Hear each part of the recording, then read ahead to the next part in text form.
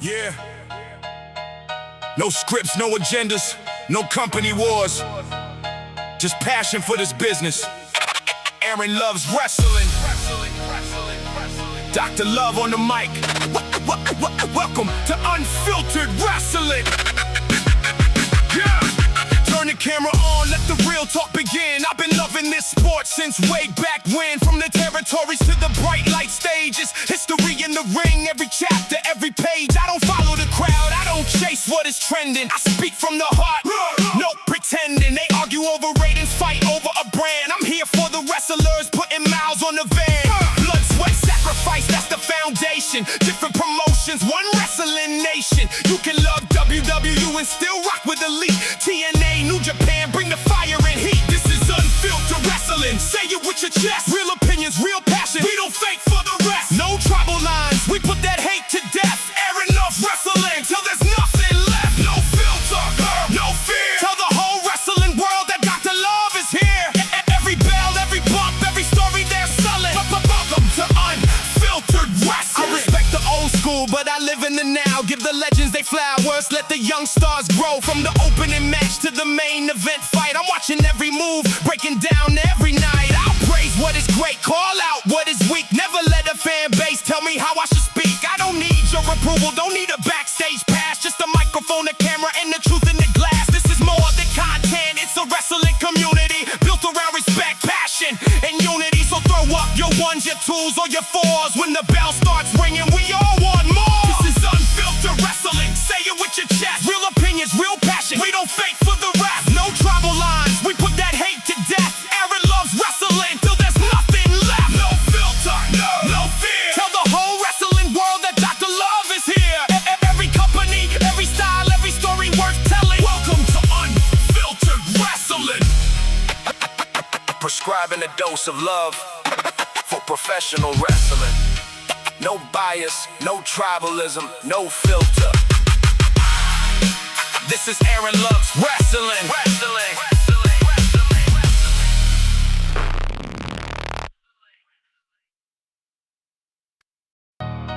Yeah. No scripts, no agendas, no company wars. Just passion for this business. Aaron loves wrestling. Dr. Love on the mic. Welcome to Unfiltered Wrestling. Yeah. Turn the camera on, let the real talk begin. I've been loving this sport since way back when. From the territories to the bright light stages. History in the ring, every chapter, every page. I don't follow the crowd, This ain't I about don't one chase what is company. trending. I speak from the... This ain't about picking sides. This is professional wrestling. Aaron loves wrestling. Welcome to the wrestling lovers community. Dusty and Flair made the whole crowd believe. Hogan and Sting had the world on his feet. Undertaker's bell, Austin breaking the glass. Rock brought the lightning, Cena carried the flag. Now it's Cody, Moxley, Oba in the fight. Newman, Santana, and Moose every night. Mystical flying, Tsuji bringing the heat. Different promotions, but the love runs deep. Every ring, every style, every wrestler, every mind. You can rep your favorite, just respect mine. There's enough wrestling for everybody worldwide. Put tribalism to death. Let the hate take its last breath. No more sides, no more divide. We stand together with wrestling pride. WWE, AEW, TNA, NWA, New Japan, AAA, CMLL, MLW. We love wrestling. Say it with your chest. Put tribalism to death.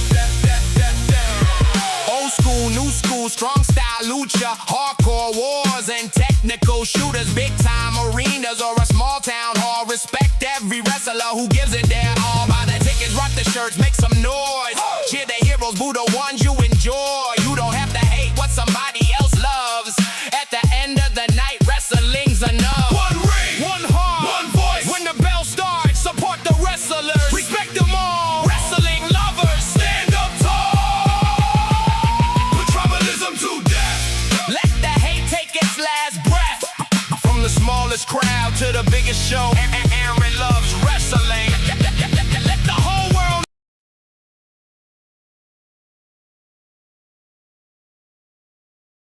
And what's going on, ladies and gentlemen? Air Loves Wrestling Podcast, and I am your host, Dr. Love, AA Ron. I'm here to talk about wrestling. Yep, everything from AAA last week all the way up to TNA last night, talking about the wrestling news, my thoughts on Sheamus and his release, some my AEW news with Tony Khan, and the preview tonight for Friday Night SmackDown and tomorrow's G1 tournament. Great week of wrestling, great weekend of wrestling going in the weekend, and I hope everybody had a fun, safe July 4th. Happy late Independence Day to all my wrestling lovers out there. Love America, greatest nation in the world. And we celebrated 250 years of Independence Day last weekend, and I loved it. Had fun, had to work, but when I didn't, I had fun celebrating, eating them hot dogs, watching the fireworks. It was a fun weekend. I hope everyone else had a fun weekend as well. So let's talk about professional wrestling. Let's get into it. Again, get your Rebel Heart shirt and bracelet. Go to shopaew.com and get yourself a Rebel Heart t-shirt or bracelet, even if you can just get the bracelet. $10, whatever you pay and contribute to the 100% of the profits go to IMALS and Team Gleason. Let's support this good cause and all those affected by ALS. Keep those in prayer, especially Rebel and her family. And let's contribute to this cause, and hopefully we can find some kind of cure for this in the future. So go to shopaew.com, get your Rebel Heart t-shirt or your Rebel Heart bracelet today. Redcon 1. That's right, Redcon 1. Use promo code Dr. Love, that's DRLOVE, and get your 20% off of your MRE Light protein products. MRE Light protein is one of my favorite proteins. They have some great flavors there, especially that Twinkie flavor. That's really good. Chocolate cupcake as well. The oatmeal cookie flavor is also my favorite. Go to Redcon 1, use the promo code Dr. Love, DRLOVE, on your MRE Light protein products, and get 20% off today. Also, the link is in the affiliation link is in the YouTube description below. Get yourself some Prince Nana coffee. I'm sipping on some on this stream right here in my AEW cup. Go to Shop AEW, get yourself a cup as well. But get yourself some Prince Nana coffee. Great coffee. I love it. My go-to coffee. Get yourself Prince Nana coffee today. Great flavors. And it's great. I love it.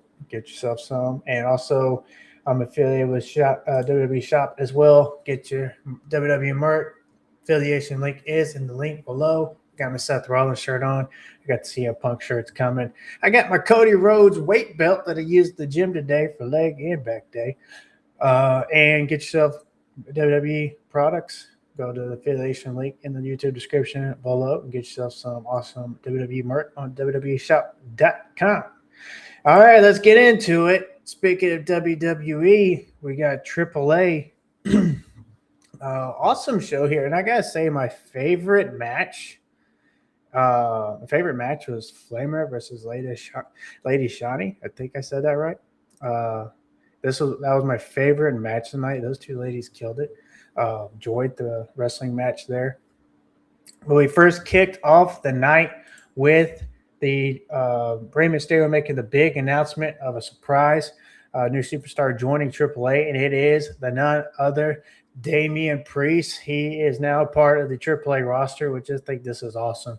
And I would love for him to win the AAA Mega Championship. Of course, after El Grande Americano, we'll see who dethrones Dominic Mysterio for that AAA Mega Championship.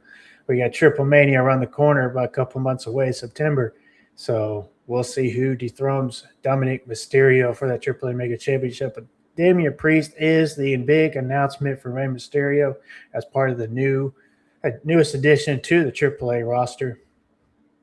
And again, we had a triple one-on-one match right after that. It was Lady Shani, hopefully I said that right, versus Flammer, the Reina de Reinas champion, the women's champion of AAA, in a non-title fight. Again, this was my favorite match. Lady Shani wins.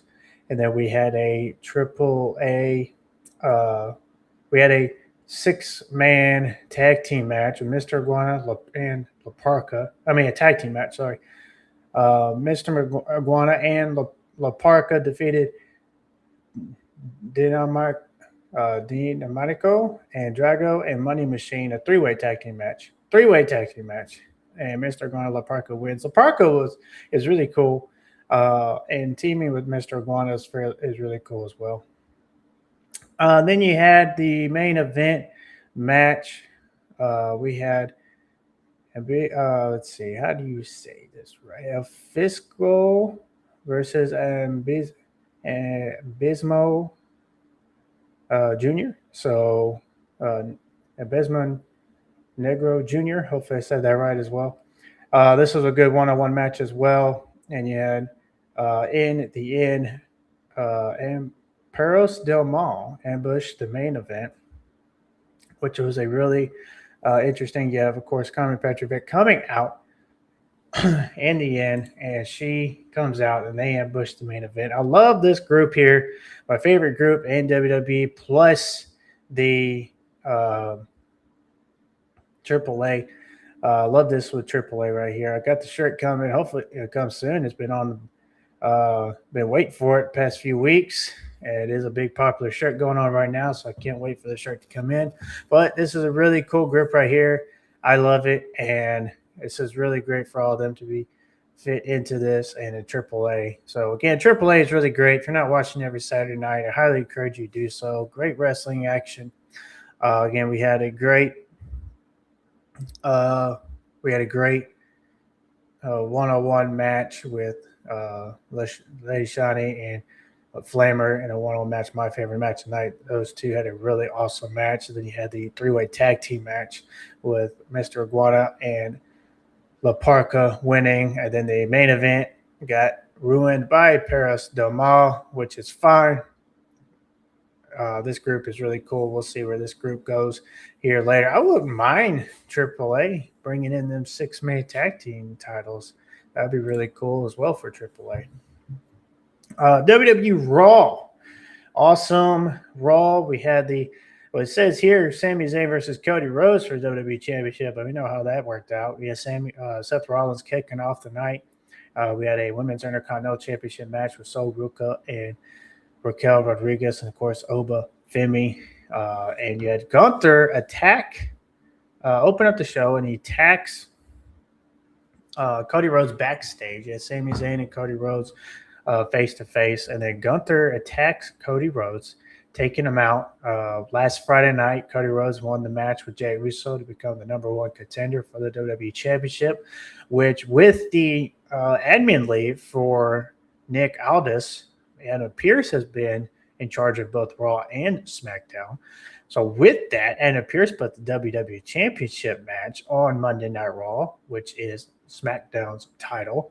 And I like how they added in here that brand warfare with Anna Pierce and Nick Aldis. So I like that they put that in there. And hopefully this is going to lead to Survivor Series and we get brand warfare at Survivor Series. I would love for that to be back. Put away the War Games for a minute and let's bring back a brand warfare Survivor Series. And you can even bring in AAA and TNA, NXT, along with Raw and SmackDown. I mean, we can keep it between Raw and SmackDown, but bringing in AAA and TNA, I think, would add to the Survivor Series brand warfare with Raw and SmackDown.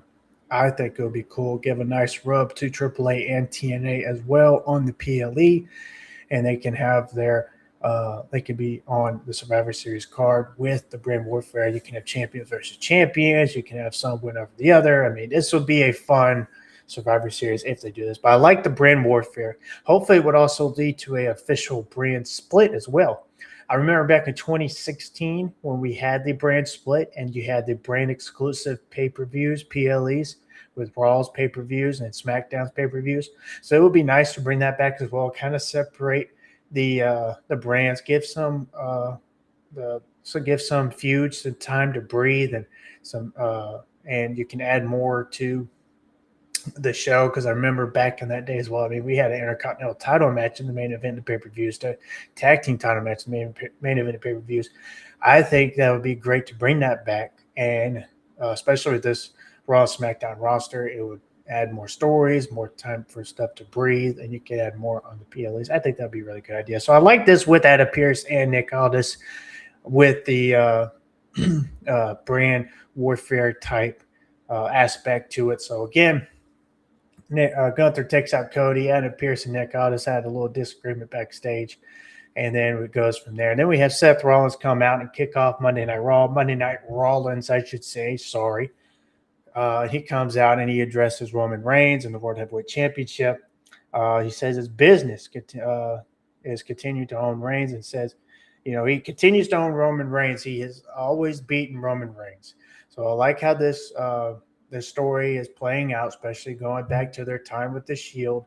I really like that they're bringing that nostalgia back. They even put the Shield, an old school Shield shirt on WWE Shop, which you can go to the affiliation link in the YouTube description, click it, and get yourself a Shield shirt. But anyway, I like how they're doing that with this storyline, and it's going to go into SummerSlam. And we're going to see Roman Reigns and Seth Rollins one-on-one, possibly for the final time. And a lot of people have been really heavily criticizing this and hating on this. But if we could just have fun, because this could be the very last time we see these two go one-on-one. This could be the very last title reign for Roman Reigns. This could be the very last title reign for CM Punk. We'll get to that here more later. And yet, a lot of fans were online just completely trashing it, ruining the fun. I get it. Sami Zayn was only WWE champion for 9 days. I understand the frustration, especially with some Sami Zayn fans. I understand completely, especially when he's your guy or she's your girl and they're the champ. They're finally the champ. You're like, finally we get our favorite wrestler as the champion. And then yet it ends in, you can still have fun with it. I was a Shawn Michaels fan growing up, and for many years, he was a champion. He won that world title in 2002, and then after that, he was just having great matches after great matches, story after story, teamed with DX, and then had the streak versus career match with Undertaker, went after the streak, and the WrestleMania 25 was, in my opinion, the greatest WrestleMania match of all time, Undertaker and Shawn Michaels. And then you had the feud he had with JBL, as far as JBL controlling him due to the finances, etc. So Shawn Michaels was never really on top as the champion as much as I was a fan when I became a fan of professional wrestling in 2005. He was in the WWE Championship match at WrestleMania 23 with John Cena, which is another great wrestling match. And he's challenged for the championship several times, but never won it. But I was still finished on Michaels to have fun. Was it frustrating? My guy wasn't the champion? Sure, but you can still have fun and enjoy those shows every week, even if your guy's not the champion. Speaking of that, we get to LA Knight. So LA Knight comes out and interrupts Seth Rollins, and I love the promo here. And it seems like he just vented here, and it was open mic night. I really thought it was funny when he was talking about Seth Rollins, Shawn Michaels, same hair, same beard, oh, little brother, hey, big brother. I thought that was really funny. LA Knight, he is fantastic on the mic. And if anybody says otherwise, well, then just get out of here, because he is awesome on the microphone. He cuts great promos. I enjoy LA Knight on the microphone. And eventually he will get his time with the World or WWE Championship. Heck, I wouldn't even mind LA Knight going to SmackDown and challenging Punk for the WWE Championship. That would be something fresh and something new. Put LA Knight on SmackDown, have a feud with Punk for the title, and then maybe eventually dethroning Punk for the title, having a feud with Cody Rhodes for the title, Drew McIntyre, even so on. Just, this is why I think this brand separation, the brand split is important, because you can do that with these wrestlers, completely separate them, fresh stories, and something new, something different. And I think it will be better for the product as a whole. We still get some good stuff every week. We still get some good matches, good stories. So, yeah, I like this right here, this promo here between Seth Rollins and LA Knight. I thought it was really good. Rollins ends it. and asked if he was done. He respects LA Knight, and then he said if he gets involved with this stuff again, he'll put him into the ground. And gets involved in his business again, he'll put him into the ground. And then Jimmy Uso attacks LA Knight afterwards. So you have Nick Aldis and Adam Page. Adam Page. Adam Page. That's Adam Page. Adam Pearce and Nick Aldis backstage, and they were talking. And of course, general manager of SmackDown Nick Aldis is suspended still on admin leave, but they have this little verbal confrontation. They have a back and forth, and them talking about replacing Cody Rhodes, and is because of Adam Pearce and his management that has allowed this to happen to Cody Rhodes and taking him out of the WWE Championship.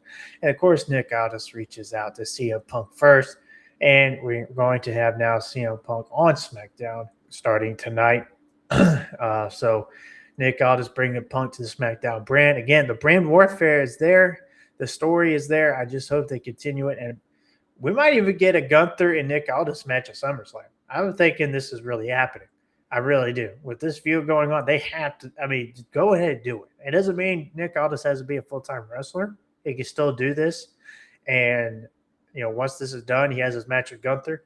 He can continue with his general manager role of SmackDown, or he could transition to a full-time wrestler, and then we can have Nick Aldis get some good matches, especially with Cody Rhodes as well. And maybe even win a title, maybe Intercontinental, United States, or maybe in the WWE or World titles. I mean, he was NWA World Champion when he was with the AWA. He was TNA World Champion.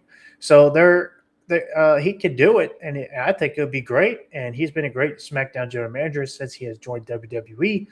But, man, it'd be nice to see him as a full-time wrestler, getting there in the ring with Cody, Gunther, LA Knight even, Seth Rollins, have some dream matches there. And we can even have him win some titles before he completely does hang up the boots and retire. I think this would be really cool. But even if it's just a one-off, that'd be cool as well. But if Nick Aldis did transition into a full-time wrestler, who would you like to see as the new SmackDown general manager? Let me know in the comments. Well, who would you like to see as the new SmackDown GM if this does happen? It's a big if, but if it does, who would you like to see as the new SmackDown general manager? I wouldn't mind Paul Heyman. I wouldn't mind even giving Eric Bischoff a call and be like, hey, you want to come be SmackDown GM? And I think it would be pretty cool, especially with Adam Pearce and Eric Bischoff. I think they'll be entertaining, competing for Raw and SmackDown. Bring back that brand warfare. It was really fun. So continuing on with the first match of the night, we have the World Tag Team title match between the Vision, Austin Theory, and Bron Breakker going up against the Street Profits. And the Vision win due to interference by Maxine Dupree. She officially joins the Vision. And we have the Vision back on top as the World Tag Team Champions. Again, another title reign that was short-lived with the Street Profits. And I don't know. Maybe this could lead to the Vision facing Enzo and Big Cass for those titles when they return. Because you have next weekend, Saturday night main event in New York. Big Cass and Enzo are both from New York. You know what I'm saying? So maybe we can get the big return there and they challenge for the World Tag Team titles. Maybe, just a big maybe. If it don't happen, it don't happen. But just putting it out there. But the Vision, when Maxine Dupree officially joins. And I don't know how I feel about the romance. It's not something, in my opinion, that we needed. It could have just been simply she joins the Vision and they kind of elevate her wrestling career, getting her title matches, title wins, maybe even winning back the Women's Intercontinental Championship, or maybe even later down the line, the Women's World Tag Team, or World Championship, not tag team. And I don't know. I just don't think the romance story was needed, especially considering that Maxine Dupree is married. And not only married, but married to another also WWE superstar. So I don't think this is needed. But this is where they're going with it. We'll see how this goes in the future. But then we have some tension between Austin Theory and Paul Heyman backstage. Before the match, Paul Heyman basically tells Austin Theory, you need bring home the gold. And then after the match, Austin Theory celebrates, has Maxine there, and then Paul Heyman's congratulating. But then he says, "Finally, somebody did something tonight." And then you had Austin Theory said, "Well, thank you, Miss Wise Man." And then Paul Heyman said, "I wasn't talking about you. I was talking about her." And he points at Maxine Dupree, and then walks away. And then they get in the vehicle and drive off and celebrate. So some tension between Paul Heyman and Austin Theory, maybe. Austin Theory gets the boot, get kicks out of the Vision. Maybe this happens. So we'll see here. You had Ethan Page, Dragon Lee, Chad Gable, Rusev, and Penta segment backstage, which eventually led to a tag team match with Chad Gable and Dragon Lee going up against Ethan Page and Rusev. And I really like Rusev. I hope eventually Rusev gets a good storyline feud in the future, especially for a title. I think he deserves it, in my opinion. Rusev Day. But I enjoy watching Rusev on Raw every week. It'd be nice to see him on SmackDown again. Maybe he can go back to the land of the blue on SmackDown. Next, we had a Women's Intercontinental Championship match between Sol Ruca and Raquel Rodriguez, which was a really good one-on-one match. Sol Ruca wins by hitting the Soul Snatcher off the distraction and wins and retains the title. You had Judgment Day, Roxanne Perez and Liv Morgan outside trying to interfere with the match. Io Sky comes in and she fights off the Judgment Day, Roxanne Perez and Liv Morgan, distracted Raquel Rodriguez, and then Sol Ruca hits the Soul Snatcher and retains the Women's Intercontinental Championship, which I like Sol Ruca as the Women's Intercontinental Champion. She's doing a really good job. We'll see who's next in line to challenge her for the Intercontinental Championship. Now we have the Paul Heyman Oba Femi segment, which was a really good segment right here. Good promo between Paul Heyman and Oba Femi. I love the lines that Oba Femi dropped. Oba Femi is definitely elevating on the mic, and Paul Heyman contributed here. And you had Oba Femi dropping the line, kind of a throwback to Undertaker and Shawn Michaels at WrestleMania 25 when he says, sometimes you got to walk through hell to get to heaven. And he told Paul Heyman to tell Brock Lesnar, "I'll see you in hell." So really good segment here between Oba and Paul Heyman. I enjoyed it. So you had Sami Zayn backstage as well, talking about defending the WWE Championship. And it seems like he was trying to back out here. Defending his title. And then Adam Pearce comes in and says he doesn't know who, but he'll be facing somebody tonight. We are in Chicago, and you will be putting the title on the line here tonight. So, and then, of course, in the background, you hear the fans chant CM Punk, which in Chicago, we pretty much all knew this is going to be CM Punk. But still, they're still teasing us along. Ethan Page and Rusev defeated Dragon Lee and Chad Gable. Really good tag team match. I'm interested to see where this is going. But also with Chad Gable, they do not need to miss here. Eventually, they need to get that man an Intercontinental title win and have a run, or he needs to be, or win a world title or WWE Championship, because Chad Gable is over. Chad Gable is loved by the fans, especially after the work he put in with the El Grande Americano story and the match he had on AAA. So they do not need to miss here with Chad Gable. They need to capitalize on it and eventually get him up there in the main event scene for the world title and get him a WWE World Championship win. Doesn't need to be as short as Sami Zayn's, but even if it is, at least we got something. But they need to capitalize here. We'll see what happens for SummerSlam, and we'll see what happens here. And then you have Rusev and Page lay out Joe Hendry and Chad Gable. After the match, they kept attacking, and Joe Hendry comes out. And we'll see where Joe Hendry goes on this main roster as well. This would be really interesting to see where Joe Hendry goes. I love Joe Hendry. Joe Hendry is great. I believe maybe he'll show up, maybe he won't on this stream. I said his name several times. I'm just kidding. But yeah, Joe Hendry was really we'll see where he goes from here. Intercontinental or United States title run would be bad for Joe Hendry. But we had also a good Bailey video promo here with Lyra Valkyria. She challenges her for next week, so we'll eventually get that next week, 101. And then we had the main event, which was Sami Zayn versus CM Punk for the WWE Championship.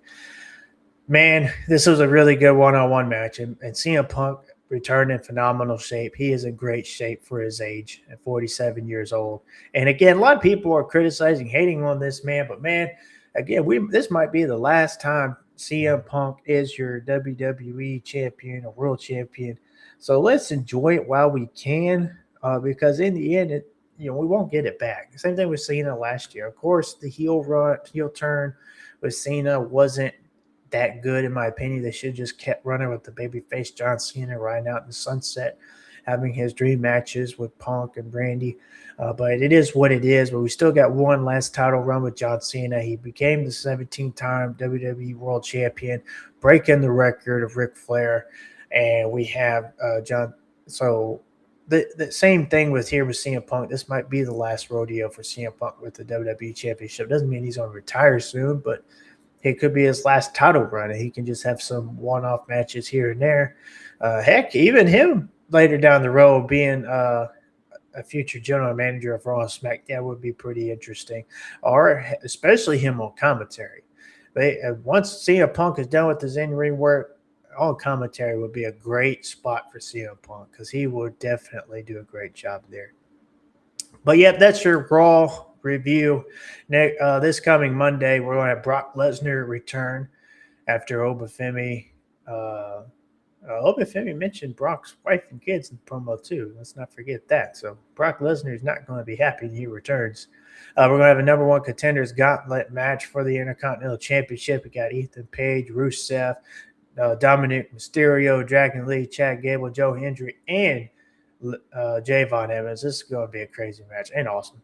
We have one-on-one match with Roxanne Perez and Io Sky, and then the return of the Tribal Chief, Roman Reigns.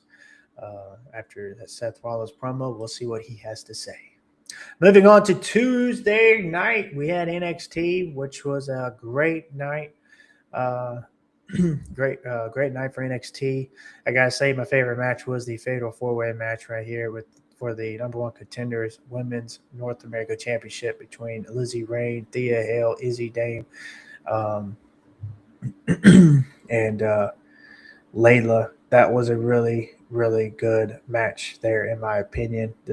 It was really good. That was a really awesome Fatal 4-Way match.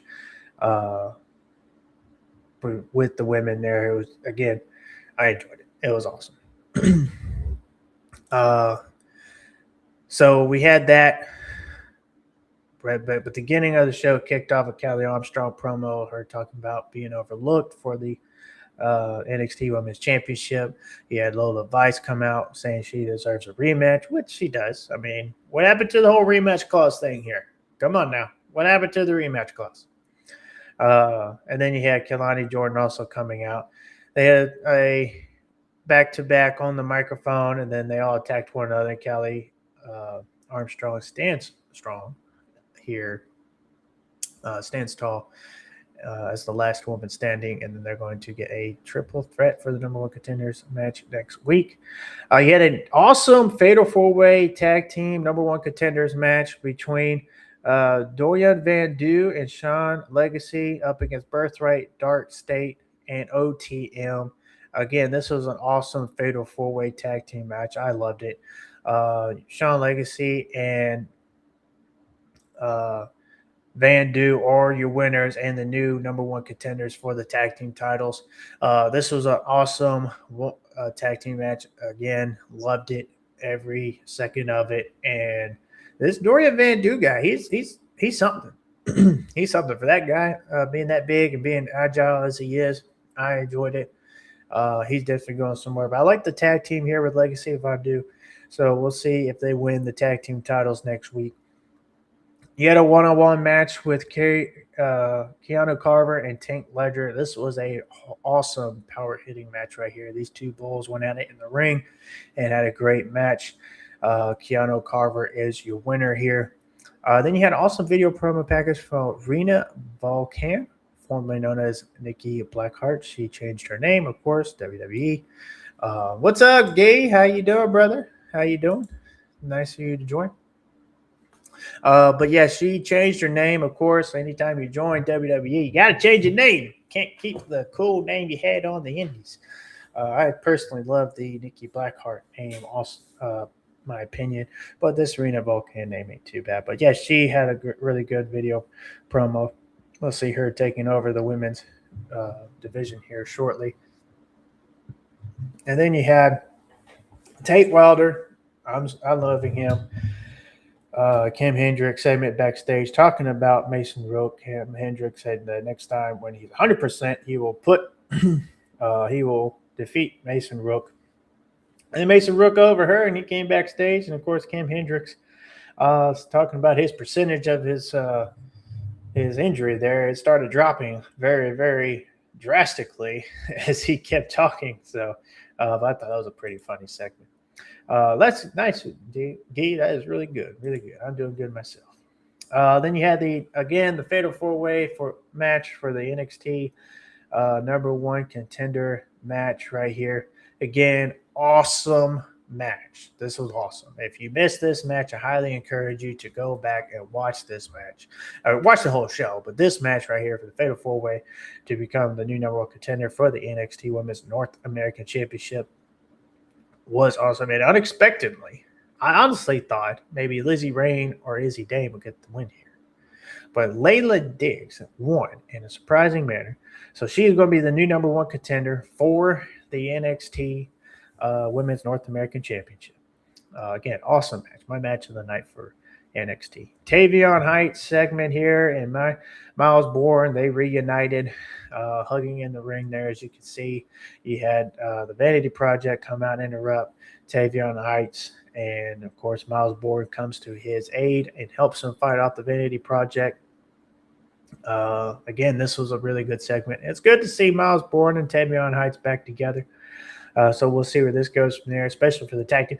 The NXT tag team division is really great. They have a lot of great tag teams. And in my opinion, and this is just my opinion for WWE as a whole because of their tag team division, Raw and SmackDown, they don't have many teams. They're suffering. I say retire all 3 belts, NXT, WWE, World Tag Team titles, and just have one set of tag team titles, just like they did the women.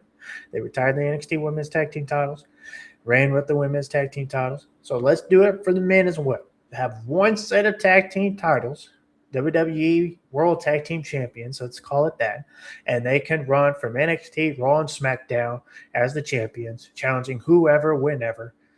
I think that would be a great idea to help the tag team division because NXT has a great tag team division, but if you call up these guys to fill in on the Raw and SmackDown brand, then you're going to have NXT suffering in the tag team division. We're talking about WWE tag team. Later, some big news reported by Fightful of another tag team that they've signed. So this is my opinion. I think it'll be great for the tag team division, in my opinion. This is just me. Yes, that would be good. Don't want to be like 14 title belts. That's funny. But yes, this was a really good this was really good right here. That's just my opinion. The tag team division definitely needs it. I do like what I'm trying to remember who said it, of the titles, them being more opportunities for people. Having more titles mean more opportunities. But then again, if you have too many titles and another division for it, then what opportunities do you have? Just saying. Because Raw, the tag teams, and this is just me trying to think here on who we got left. We got, of course, the Usos. We got the Vision, Street Profits. You got Otis and Tawazawa. I think I said that right. And who else? Who else you got for the tag team? You can throw people together, but at NXT they got some solid tag teams. But if you call them up on the Raw and SmackDown brand, then NXT suffering. So just retiring all 3 belts, having one set of tag team gold for WWE, for all of them to go around and to defend the titles, have story feuds, but defend them on the PLEs. We need more tag team titles defended on the PLEs. It's been a while since we had them defend on the PLEs. So I think that would be a great idea. Next, we have the one-on-one match with Nico Vance, Shiloh Hill. Pretty good match. Nico Vance wins. After the match, Shawn Spears attacks Nico Vance with the chair. And we're going to have Shawn Spears going out to the calling. Hey, Future Shot Wrestling. What's going on, brother? How you doing? Then we have the NXT Women's Championship match in the main event. Great one-on-one match between low-key legend Natty. And then we had against Kendall Gray, the NXT Women's Champion. Great one-on-one match. Again, loved it. Enjoyed it. Great wrestling match. It was a really great wrestling match. And I'm talking wrestling with the R, kind of like Future Shot Wrestling. It was really good ground wrestling here. Good, submissions and all that. Loved this match, in my opinion. Really good. And then in the end, you had Jada Parker confront Natty. You had Kalani Jordan, Callie Armstrong, and Lola Vice confront the NXT Women's Champion, Kendall Gray, in the middle of the ring. And then next, so that was a great way. And the women on NXT and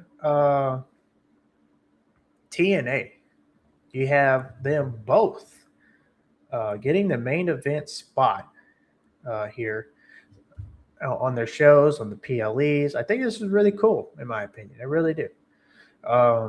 Really cool indeed. So, and with that, you have the viewership going up. I mean, the week before, it was like 590 something. It just went up over 100,000. Now, for me, the ratings argument. I haven't seen the ratings come out for Raw and Dynamite this week or for TNA last night. I'm sure it'll be coming out later today over the weekend. But, man, the NXT ratings spiked near 700,000, almost 691,000 viewers here, according to WrestleNomics. Again, the ratings argument I hate, and the fan attendance argument I hate. It's great when they go up, but when they go down, man, you have the fans coming out, they start bashing the other. So this here, it's great for NXT. And ratings always go up and down. They always go up and down. Fan attendance go up and down. It's nothing new under the sun. They always go up and down. So let's just be happy when they go up and they go down. Let's just continue to speak positive about the companies. Let's continue to speak. Just kind of here later, I'm going to talk about All In and the SummerSlam fan attendance right now, of how it's being right now. There's AEW fans going on about SummerSlam. There's WWE fans going about All In. They're both taking shots at one another. And it's why? Fan attendance and ratings always go up and down every single time, every single show.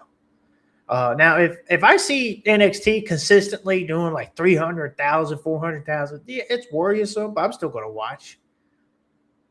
And if I start seeing Raw drop like a million viewers every week, dropping from 2 to 3 to 1 million viewers, yeah, that's concerning. But I'm still going to watch. Why? Because I'm a wrestling fan. I'm not going to trash talk. And same thing for AEW. If it drops, which it has, there's times where they've been in the 500, almost 400,000 mark. But then there's times they've been over 700,000, close to 800,000 mark. So let's just end the war right here with the ratings and the viewers and the attendance. Let's just be happy when it's going good and it's going up, and if it drops, it drops. It always goes up and down. It always does. But it was great for NXT going up there. Shawn Michaels booking effect, by the way.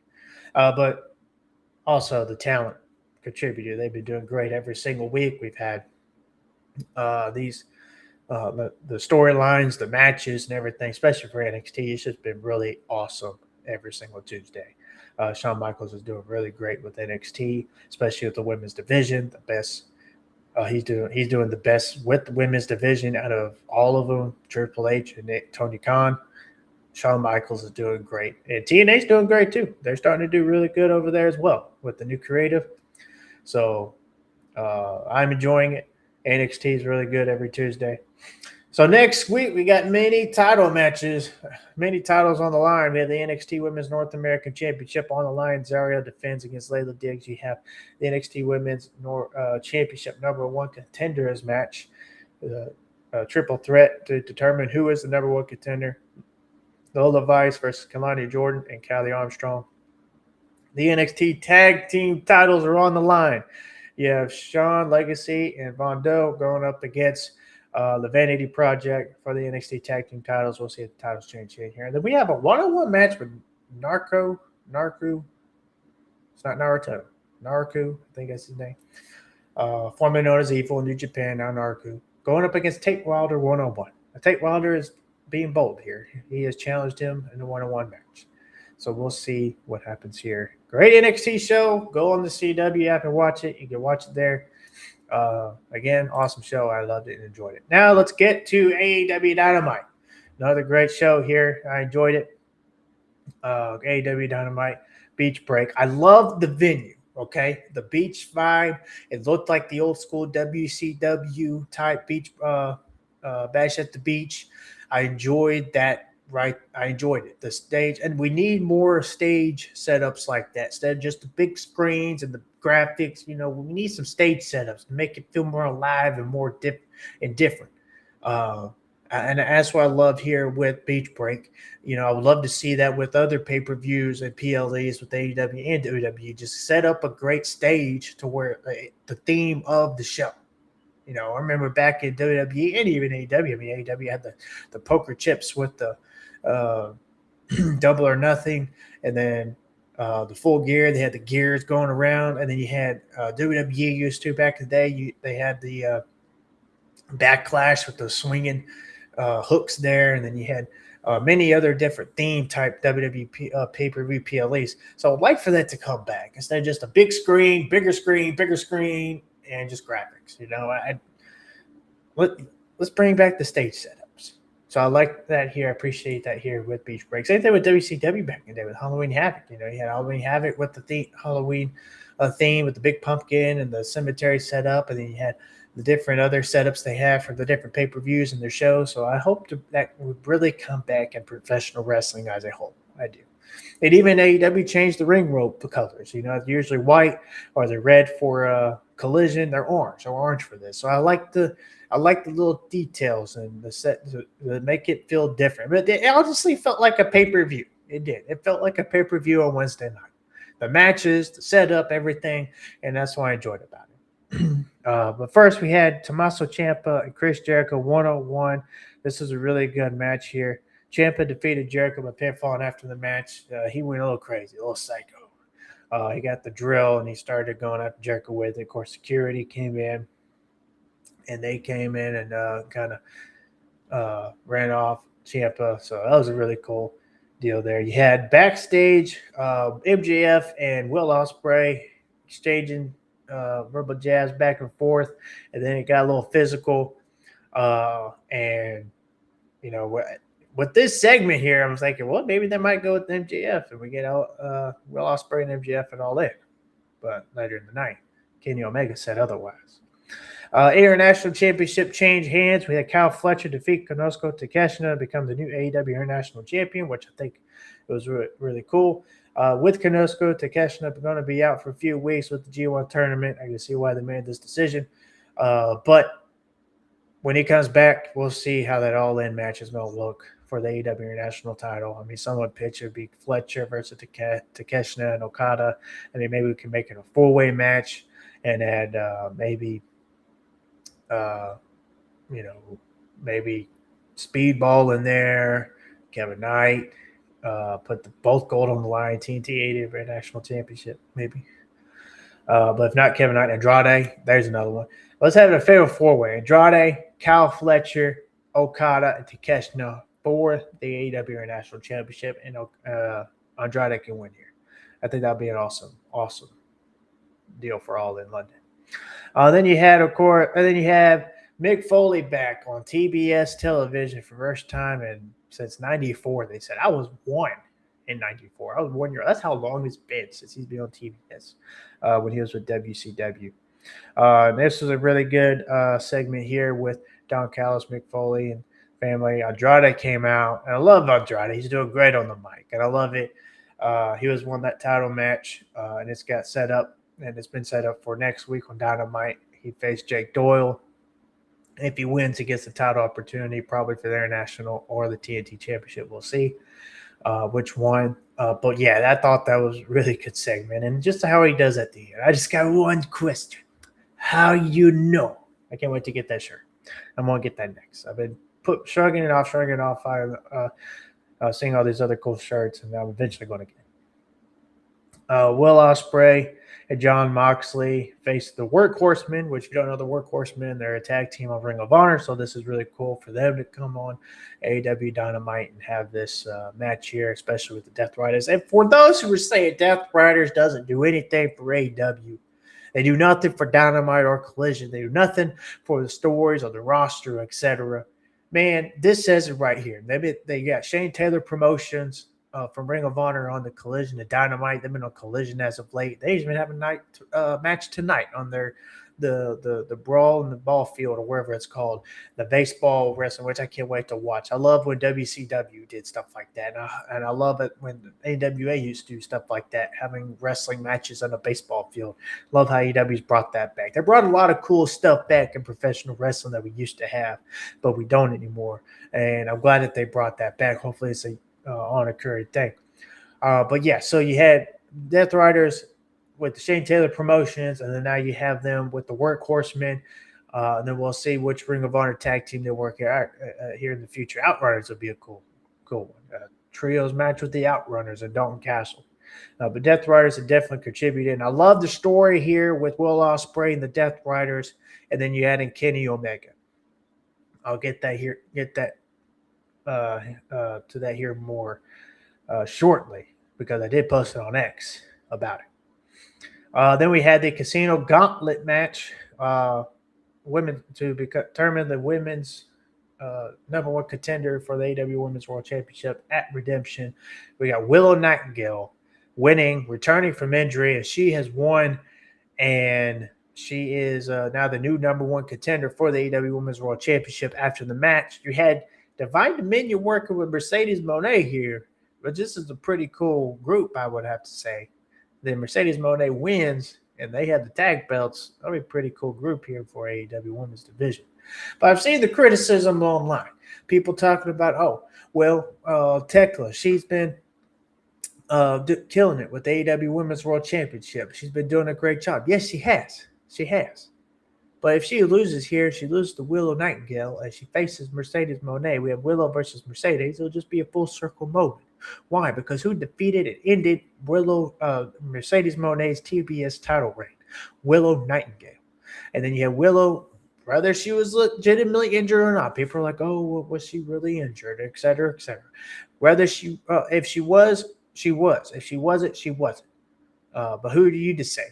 Just because of her coming back, and now she's the new number one contender for the AEW Women's World Championship. She may not even win at Redemption. I'm expecting her to, as many others, but she may not. She may not.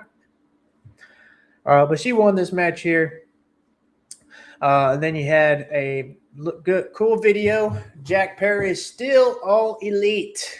Yes, he is still all elite. He has re-signed with AEW. Many thought he would be jumping ship to WWE. But no, he is still all elite, and he is remaining in AEW. So I'd imagine some point down the line he will be an AEW World Champion. But yeah, Jack Perry still signed with AEW, re-signed with the company.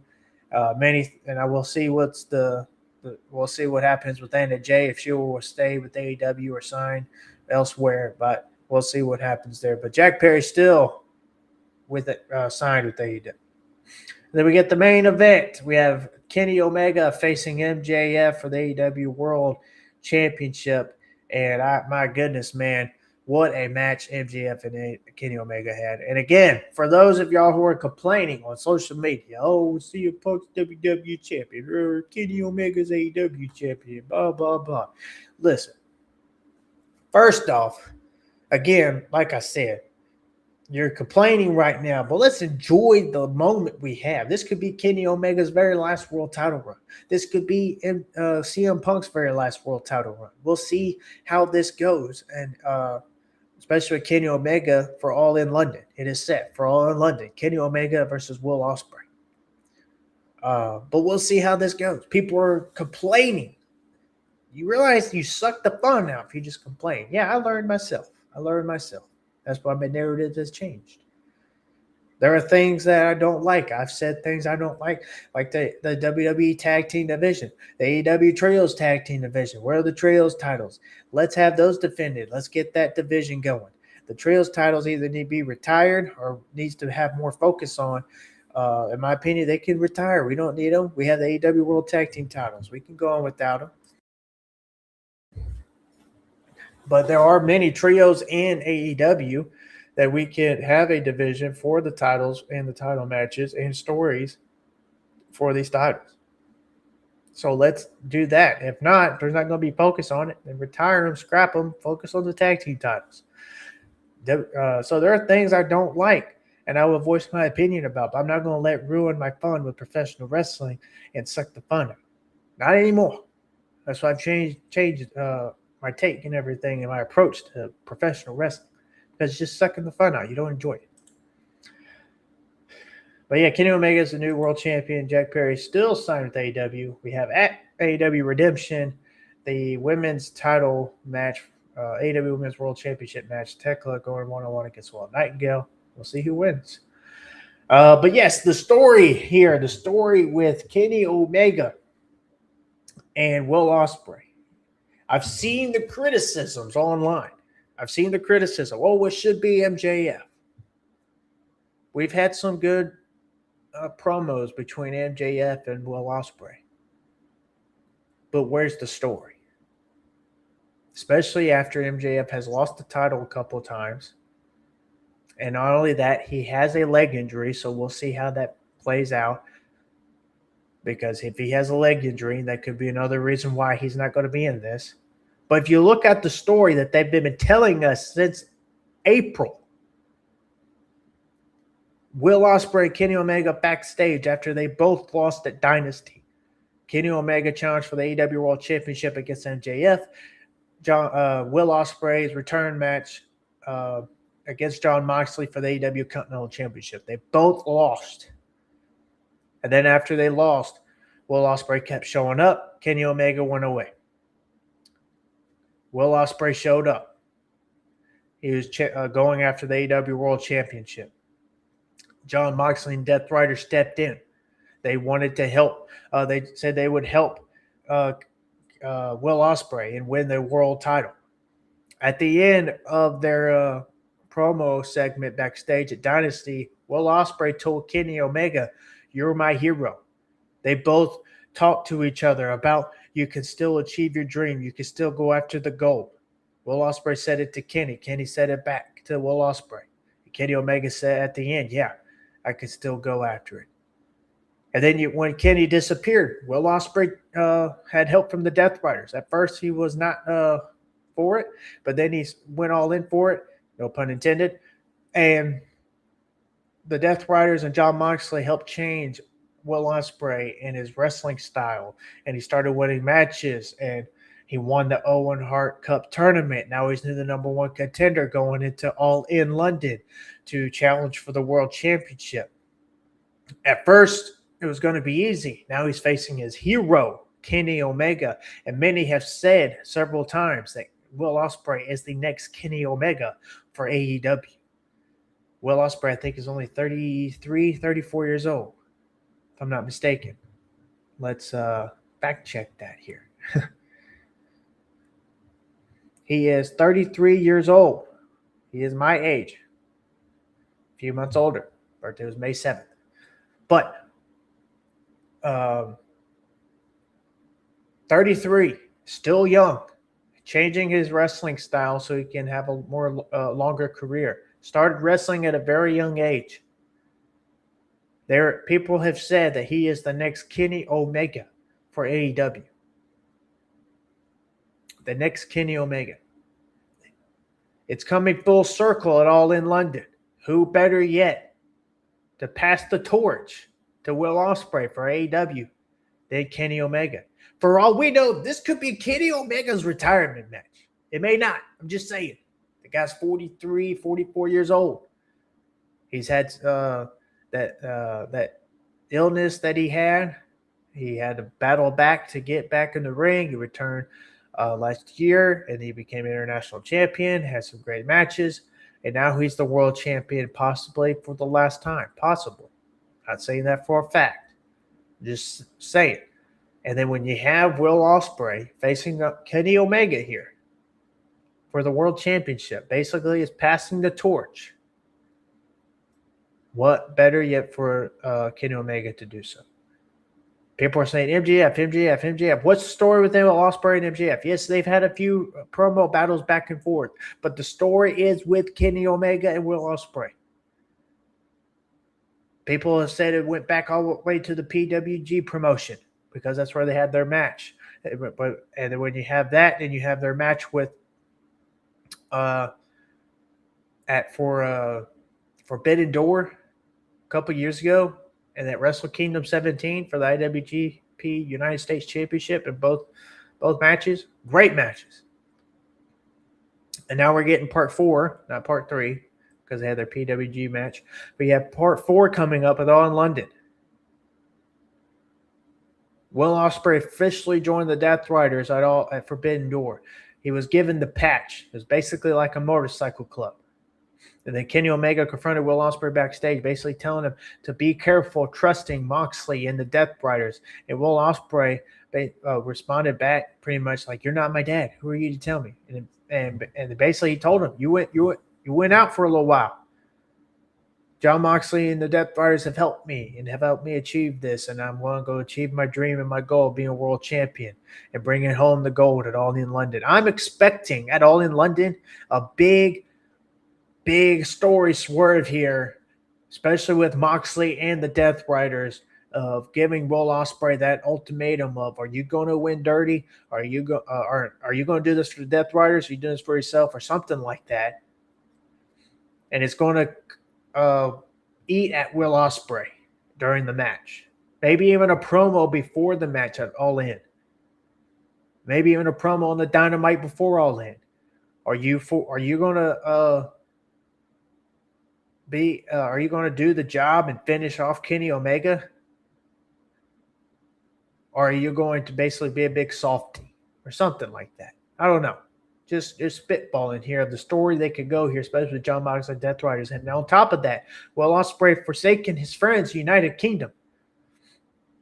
And they've been following online, that you've been seeing the reposts and the posts online of, yeah, we're watching. We see that. He's still, I think, the IWGP 6-man tag team title with them. The story is there, and it's even bleeding over into New Japan. And people are saying, this doesn't make sense. Do you even watch AEW? I'm highly convinced sometimes these content creators and podcasts come on here and they talk about AEW and they talk about these things and they go ranting and talking crap. I'm highly convinced that some of them don't even watch, or they skim through the show or saw the highlights. I don't know. But if you watch the show, if you really watch the show every week and you see the story that's been playing out here since April, some have been saying farther than that. Somebody told me it was Grand Slam Australia last year when Ospreay and Omega tag teamed Grand Slam Australia, when they went up against the Don Callis family. That's how some were saying how far this went back. And then Omega and Ospreay were in that cage match at Forbidden Door last year against the Death Riders. So you have the story there with Omega and Ospreay, basically master and student. And people are saying that this doesn't make sense. They just did this to one up WWE and CM Punk. Newsflash, CM Punk won the WWE Championship before Kenny Omega won the world title. This match was set up a week prior, and the WWE Championship was just dropped in the lap. And you're saying that this was a one-up? No. Now, I'm not saying anything negative about WWE or CM Punk. CM Punk won the WWE Championship. Awesome. He won it at home. But we have AEW, or Kenny Omega win the AEW World Championship to have the match against Will Ospreay, basically passing the torch and All in London. And people are saying that, where's the story? Or asking, where's the story? Or this doesn't make sense. It should be MJF. No, it should be Kenny Omega. At first, I thought MJF as well. But once you piece everything together, they've been telling us for the since April of this year, even before that, it makes sense for it to be Kenny Omega. And the story here, and especially the emotional story they're going to have in the ring at All in London. This is the story. This is the big, this, in my opinion, this possibly will be the match of the year in 2026. I guarantee it. It's going to be a tough choice between this one and the El Grande and OG El Grande Americano match at AAA. It's going to be a tough battle between these two. These two are going to have a great match, a great story at All in London. Especially now we're going to have this build up to All in London. People are asking, well, who's Omega going to defend the AEW World Championship at Redemption? I have a thought. Let's have it be Jon Moxley. Jon Moxley step up and challenge for the world title against Kenny Omega. Let's have that. Maybe there's some storyline there that we could have where Moxley kind of tells Will Ospreay to kind of help him. Are you in? Are you out with the Death Riders? You going to help us or not? I'm really convinced. As the second picture there, you see Kenny Omega as the angel on Will Ospreay's shoulder, Jon Moxley as the devil on his shoulder. Maybe this is Jon Moxley's way to get the AEW World title back in the Death Riders by using Will Ospreay. And once Will Ospreay realizes that, we'll see what happens. Again, the story, the emotion, it's there. But yet people are criticizing, saying, oh, this doesn't make sense. If you don't like it, then go watch something else. Just saying. Is the All in London on pay-per-view? Yes, it will be in August. All in London on pay-per-view, August 30th. You'll have you'll have the women's world title match and men's world title match so far set up. You'll possibly have the men's casino gauntlet match to see who will be the new number one contender after that, and so on and so on. Some are even expecting Mick Foley to have a match, so we'll see. But yes, it will be a pay-per-view. It's going to be fun. August 30th. I can't wait. And it'll be afternoon pay-per-view at that. So for those that have said that they can't sit through an 8 pay-per-view because it's too long, this will be an afternoon pay-per-view on a Sunday. So enjoy your Sunday. Next week on Dynamite, again, we get the one-on-one match with Andrade El Idolo up against Jake Doyle. If Andrade wins, he gets a title match with the Don Callis family, one of the titles. Saturday on Collision, we have title. It's like Battle of the Belts on Saturday on Collision this weekend. We have the Ring of Honor World Championship. Finally, Bandito defends the title. And what is going on with the graphic? Is he defending against Brian Keith or Shibata? Interesting here. Is this an AI-made graphic? And it got messed up? I don't know.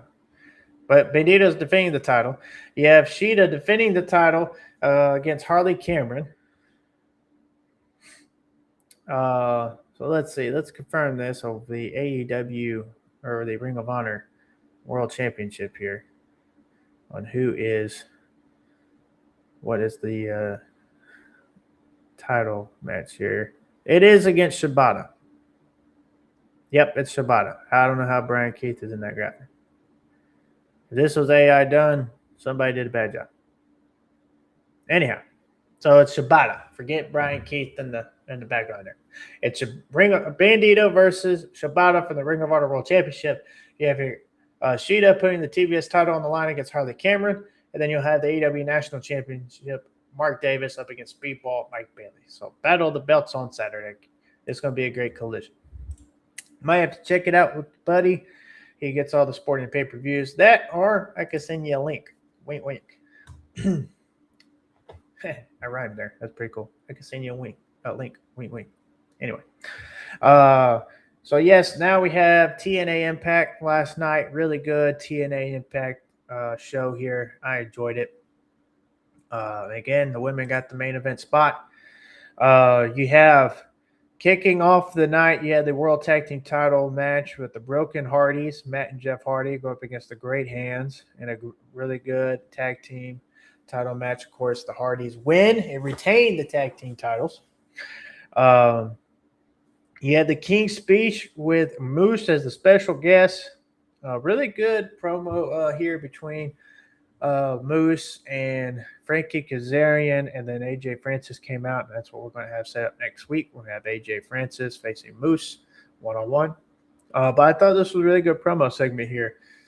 And yeah, I didn't realize Moose has been with the TNA for the past 10 years now, and he hasn't gone anywhere else or chased anything. You know, everybody's come and gone. He said in the promo, I've seen people come and go, but he's been there. That's why he's the face of the franchise.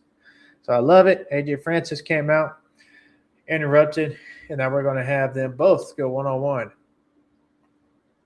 Again, printing out a copy, y'all. Now we're both going to have them go one-on-one for the in a one-on-one match. Now we have the TNA Knockouts Television Championship Tournament match. You had Andy Hartwell versus Vicious Vicky Venuto. Hopefully I said it right. Good one-on-one match here. Solid match. Andy Hartwell wins and moves on in the tournament. You also had Elijah video package of him winning the TNA World title. And also a Fabian Archer video package for the TNA X Division title, which both video packages are pretty good. But yeah, Andy Hartwell and Vicious Vicky had a really good one-on-one match. And for the women, or the Knockouts division, it would be really great for TNA to sign Vicious Vicky, in my opinion. I think it'll be really great. Really great. That and sign her and Gabby Forza, which Gabby Forza is Barrett Bronson's wife. So it'd be great to have her signed with the company as well to kind of boost up that TNA Knockouts division. Next, we have a three-way tag team match, which I thought was phenomenal. In my opinion, match of the night. You had the Righteous versus the System versus Leon Slater and Ricky Sosa, which they are going by the Young Blood, which I think is pretty cool. Hopefully we get some T-shirts out for that shortly. But again, really awesome tag team match. Loved it. Leon Slater and Ricky Sosa won. Great three-way match. Love it. Again, hopefully we'll get the official shirt with the Young Blood of Ricky Sosa and Leon Slater. Hopefully we'll get that soon. But really great match. And Leon, I hope TNA resigns Leon Slater, in my opinion. I really do. I really do. Bandito beat Brian Keith last night on Ring of Honor Entertainment, so it'll be Bandito versus Shibata. That's why Brian Keith was in that video graphic. Thank you, Doug, for helping me out there. How you doing, Doug? How you doing? Nice for you to join. You have Santino Marella, Derry Ray, and Ryan Nemeth backstage segment. Santino's dancing to Ricky's music, Ricky Sosa. Bang, bang. Love that. Love that theme. Dario walks up, tells him not to be picking favorites. Ryan Nemeth walks up and says he's sure KC is going to talk smack about his brother tonight, so he might have to go out and defend his brother's honor. So Dario Ray agrees, and love this heel face GM between Santino and Dario is pretty cool. And Dario re-signed with TNA, by the way, so that's really awesome. Also, Rick Swan. TNA's re-signed some talent, so I think that was really cool. Yeah, the graphic was made before Collision Ed, so whoever won the Ring of Honor title against Shibata. Yep, I haven't watched Ring of Honor yet. Plan on doing so later on after this, more likely before SmackDown. So that's why I wasn't sure. So again, Bandito's defending the Ring of Honor World title. Love it. So honestly, to be the new Ring of Honor World Champion, I wouldn't mind maybe Mystico or Vance Art.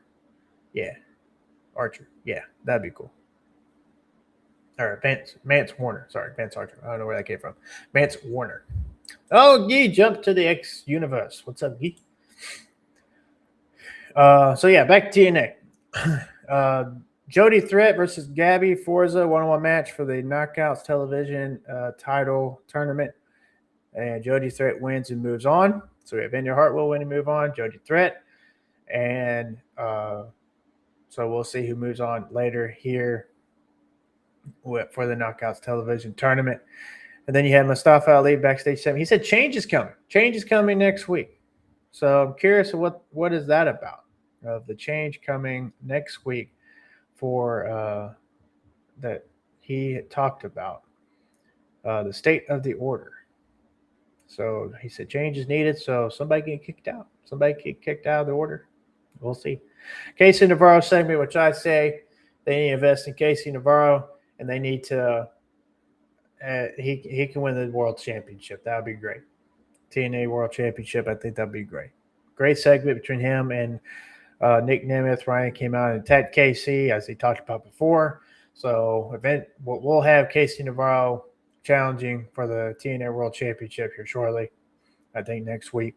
And again, Casey Navarro, TNA should invest in and eventually put the title on. I think that'd be really cool. And then you had the TNA Knockouts World Championship match and a no DQ, which I thought was a nice touch. The women main eventing TNA, women main eventing NXT. You gotta love it. You gotta love it. And TNA the past couple weeks since having creative changes has been great. So if you're not watching, tune in.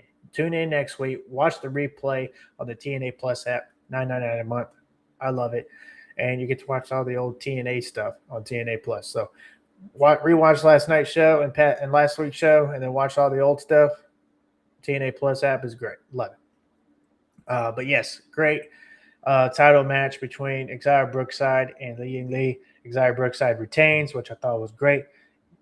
She has been a great knockout women's champion, and I love it.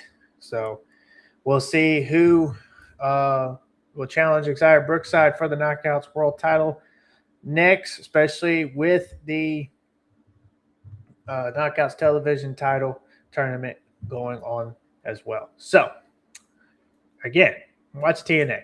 Tune in next week. Get the TNA Plus app. Rewatch the old episodes. You got to love it, especially for Lockdown coming up. TNA Lockdown, as they announced today. 3 p.m. Central Time, the doors are going to be open. 4 p.m. Central Time, you have the pre-show. And then 5 p.m. Central Time, Lockdown pay-per-view begins. So they're starting early. Got to love these early pay-per-views, in my opinion. You got to love it. You got to love it. So, TNA, Lockdown, August 23rd, Chicago, Illinois. Be ready, especially for an early pay-per-view. Got to love it. Moving on back to WWE, SmackDown's on tonight. We got CM Punk returning to the land of the blue, the SmackDown Hotel. He is checking back into the SmackDown Hotel. We'll have him back tonight. The new WWE Champion. We'll see who will be next to step up to CM Punk, possibly Cody Rhodes. We'll get Punk and Rhodes at SummerSlam. That'd be pretty cool. We have Carmelo Hayes going one-on-one in a non-title match with Trick Williams, United States Champion Trick Williams, which will probably lead to a United States title match, probably either Saturday night's main event next weekend or SummerSlam. I would like this match at SummerSlam. And then you have one-on-one match throwing back to their old New Japan days. Finn Balor and Tama Tonga one-on-one. So tonight's SmackDown's looking pretty good. 2 hours. It's back to 2 hours. So if you were dreading the long 3 hours, I didn't. I like 3 hours. Longer wrestling shows are better in my opinion. But if you were dreading the long shows, it's back to 2 hours. So tune in tonight on SmackDown. This weekend, the G1 tournament is set. As you can see, we are going to have the G1 tournament. And Yota Tsuji said that this will be the turning of the page for New Japan. So we'll see. This will be the turn. So we'll see what he means by that, especially who wins this. I'm really hoping Callum Newman wins. I love Callum Newman, and he's my favorite. So I'm hoping he wins. Let me know who you got in the G1 tournament. Who do you have in the G1 tournament? You got Yota Tsuji going up against Konosuke Takeshita. That's going to be a good one. So who do you have winning this G1 tournament? I can't wait. It's going to be a good one. Callum Newman, hope he wins. So speaking of SmackDown, we have this reported by WrestleVotes and Fightful. Again, take everything on the internet as a grain of salt. Don't believe everything you see or read. But they said the current plans for CM Punk to be on SmackDown with occasional appearances on Raw when needed. In my opinion, you don't need it. You got enough star power on Raw. NBC has been pushing for to get Punk on SmackDown for well over a year, viewing Punk as one of WWE's premier stars. Yeah. I mean, SmackDown's been kind of forsaken these past few weeks, so I don't know. They needed more stars, more star power, and that's why a lot of people. That's why Cody Rhodes' title reigns weren't that good. You know, a lot of people were criticizing Cody Rhodes, and I get it. He's the babyface, the superhero, the kid favorite, fan favorite. But at the end of the day, if you don't have good stories for him, especially new, fresh stars for him to work with, and you get the same old Drew McIntyre, who was it? Randy Orton was new, so finally got that. But Drew McIntyre, and then we finally got Sami Zayn. That was something new. Gunther was something new. But we got Drew McIntyre several times. That's why I said his name so much. But yeah, so that's why we need new faces. LA Knight would have been great for him to work with. We have when he worked with Oba Femi, that was great. When Oba Femi was the NXT champion, they had that match on the Saturday Night's Main Event John Cena special when it was John Cena's last match.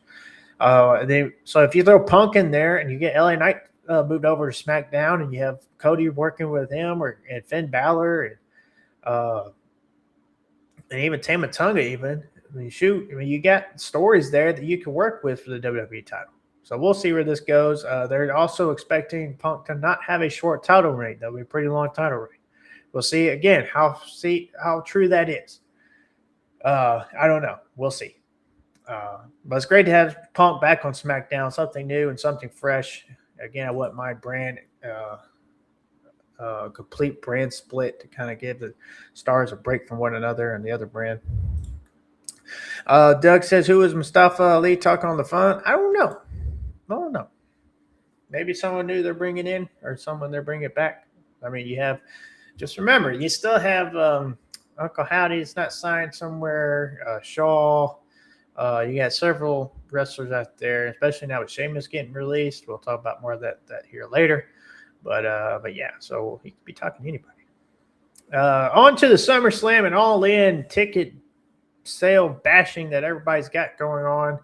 Listen. All right. SummerSlam, as of now, it's looking like they have sold 22,000 plus tickets so far. The setup is for 29,000. The combo tickets they have available is still 1,700, and available tickets still 5,700. So the seats on the map are 72,000. Many people are laughing and mocking. And we'll talk about All in London here in a minute because they're kind of in the same boat. And listen, as long as they got a good crowd there, and you're watching at home, especially those for on in London, what does it matter? Again, stop with the mocking and bashing of the ticket sales. They always go up, they always go down. People are saying that. Remember when they were saying that about the WrestleMania tickets? And even I was at fault with that too.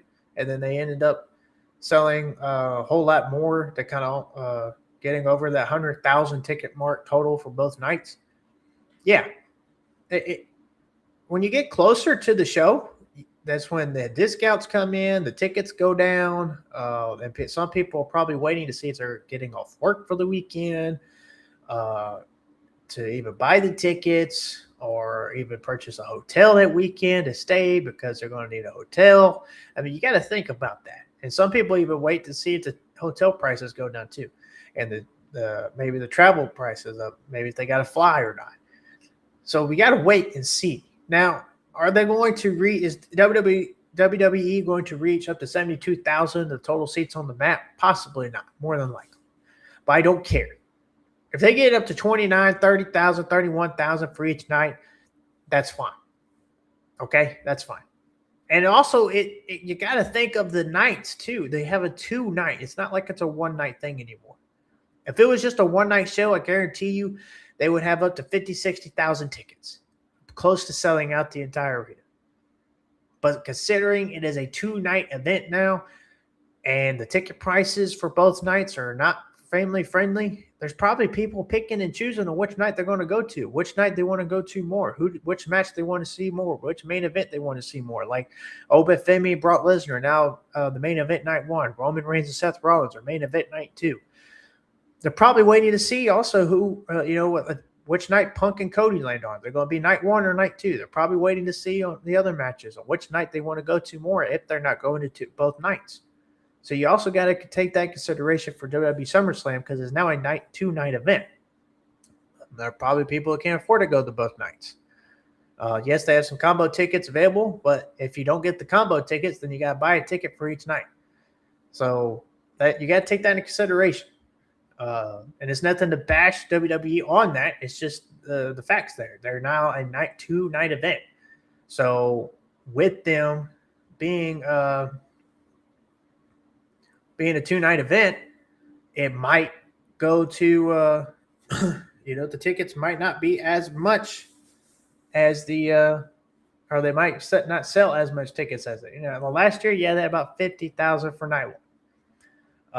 And then, of course, night 2 was probably around that same ballpark as well. But you got to think, you had John Cena and Cody Rhodes, big match.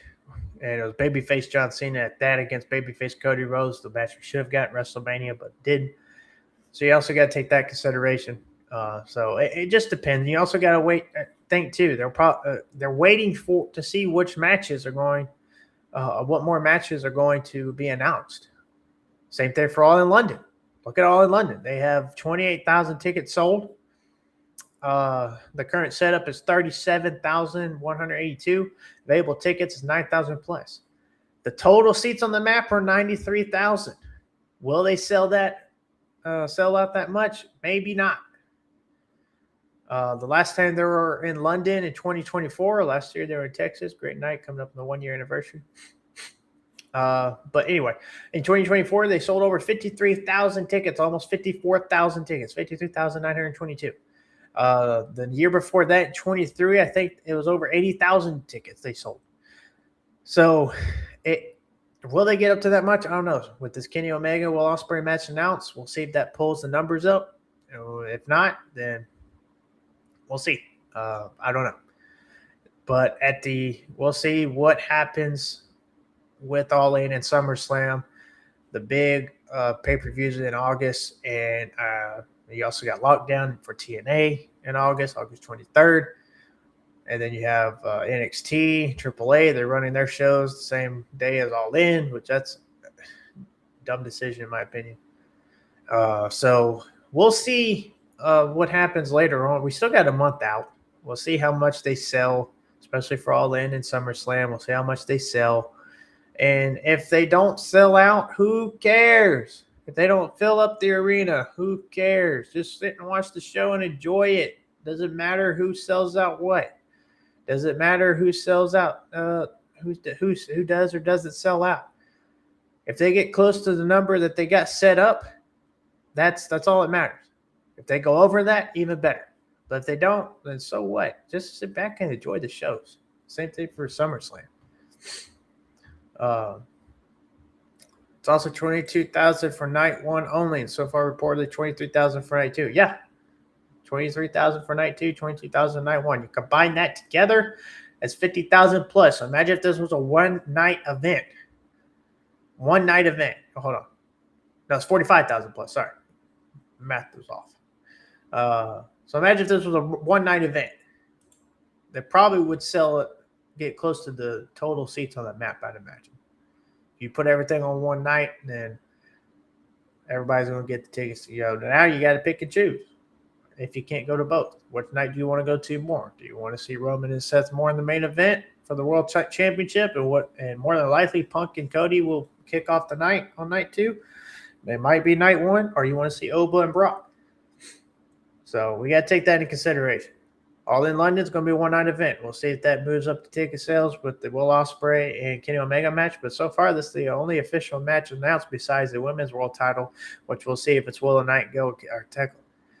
And other than that, we'll see which matches show up. You know, Tony Khan, he doesn't rush it. He kind of lets it play out. Right now, he's focused on Redemption, which, in my opinion, don't have a pay-per-view in the middle of All In season.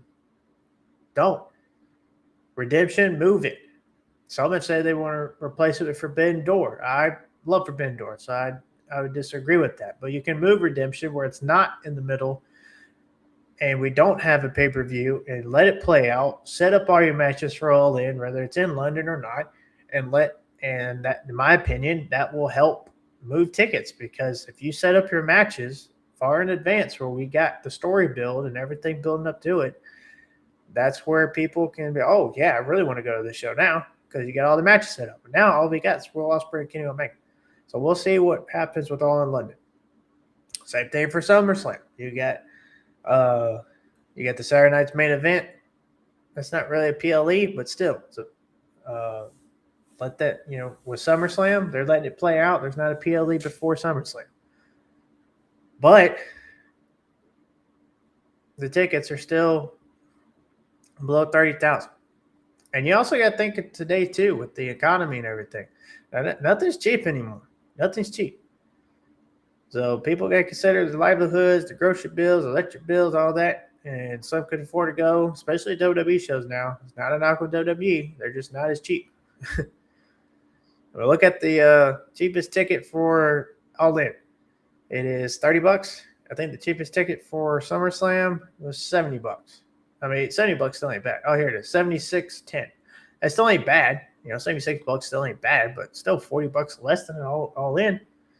So we'll see when it comes closer to SummerSlam, the discounts, and then the Club WWE to keep advertising, but nothing's been official yet, and that's supposed to be you get a discount on tickets as well with that. So we'll see when that even drops. I would imagine it'll drop for SummerSlam, for the tickets and everything else, but we'll see. They might save that for later on for some Survivor Series or WrestleMania. I don't know, but we'll see. Again, there's no need to bash if they don't get to the sell out the arenas. It don't matter, but if they get to or over the current setup that they have, 29,535 for SummerSlam Night 1, and I'd imagine Night 2 is around that same ballpark, and then 37,182 for All In. We'll see. Moving on, my AEW is now on Roku channel, and I even tested out my Roku. You have a channel just for AEW. Watch AEW, not my AEW. Watch AEW. Fast channel is now on Roku. Go to Roku. Go to the channel list. You can find it, and it shows all AEW. So you got AEW on Tubi, AEW on Roku. You got the My AEW. AEW is getting out there to be more accessible to the fans and to for them to watch and even watch past episodes. So this is great for AEW, in my opinion. You also got for My AEW, Tony Khan said his mission for My AEW and adding Maple Leaf Pro Wrestling, which we'll talk about that here in a minute.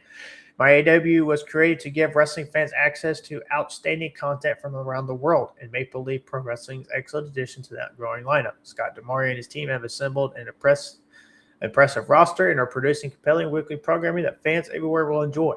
I watched a few Maple Leaf episodes on YouTube. Now I get to watch it every week on My AEW. I like it. I can't wait, and I'm excited. And it's beginning next Thursday.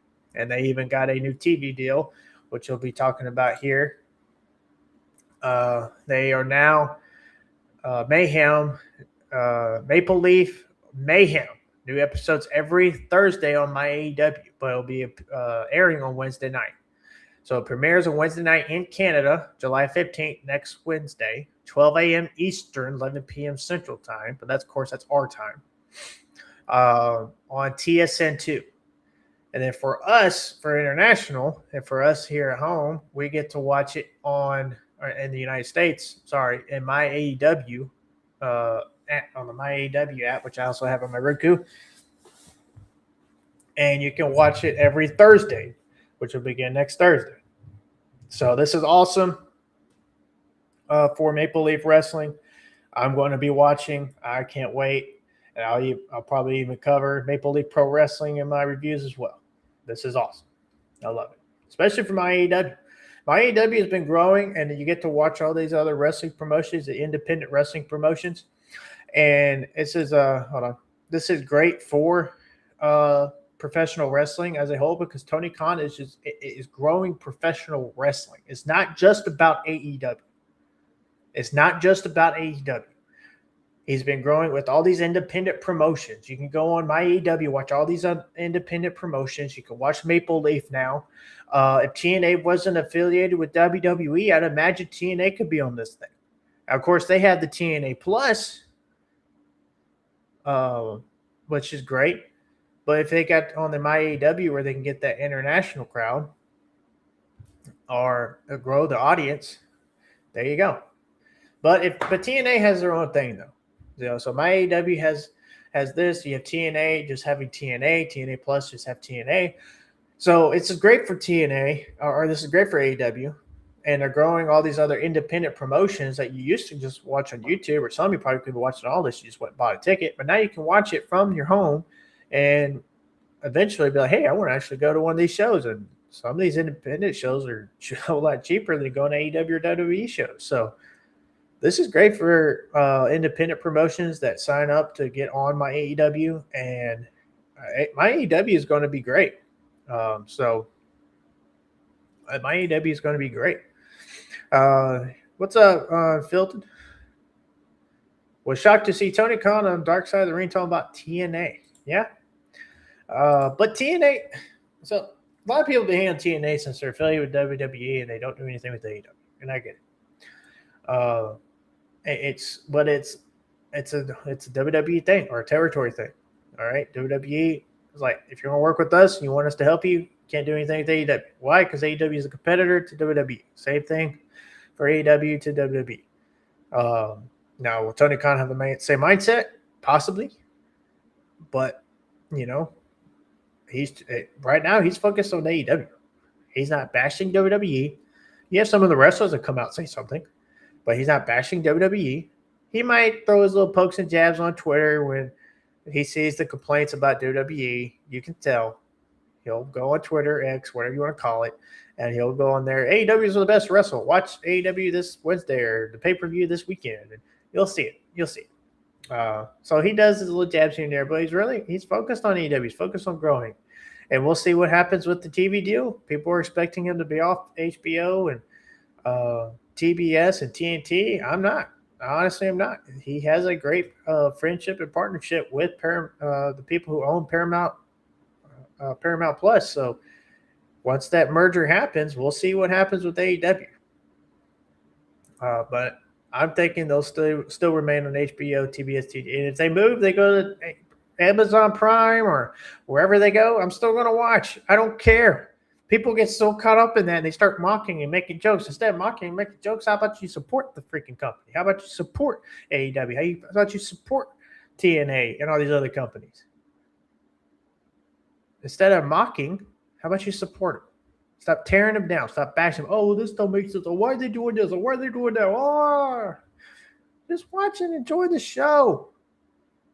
You suck the energy, the fun out of it when you just constantly complain. There's stuff I don't like WWE does. There's stuff I don't like AEW does. There's stuff I don't like TNA does, and etc. The list goes on. But I'm not going to let it overshadow anymore anyway of my enjoyment of the shows.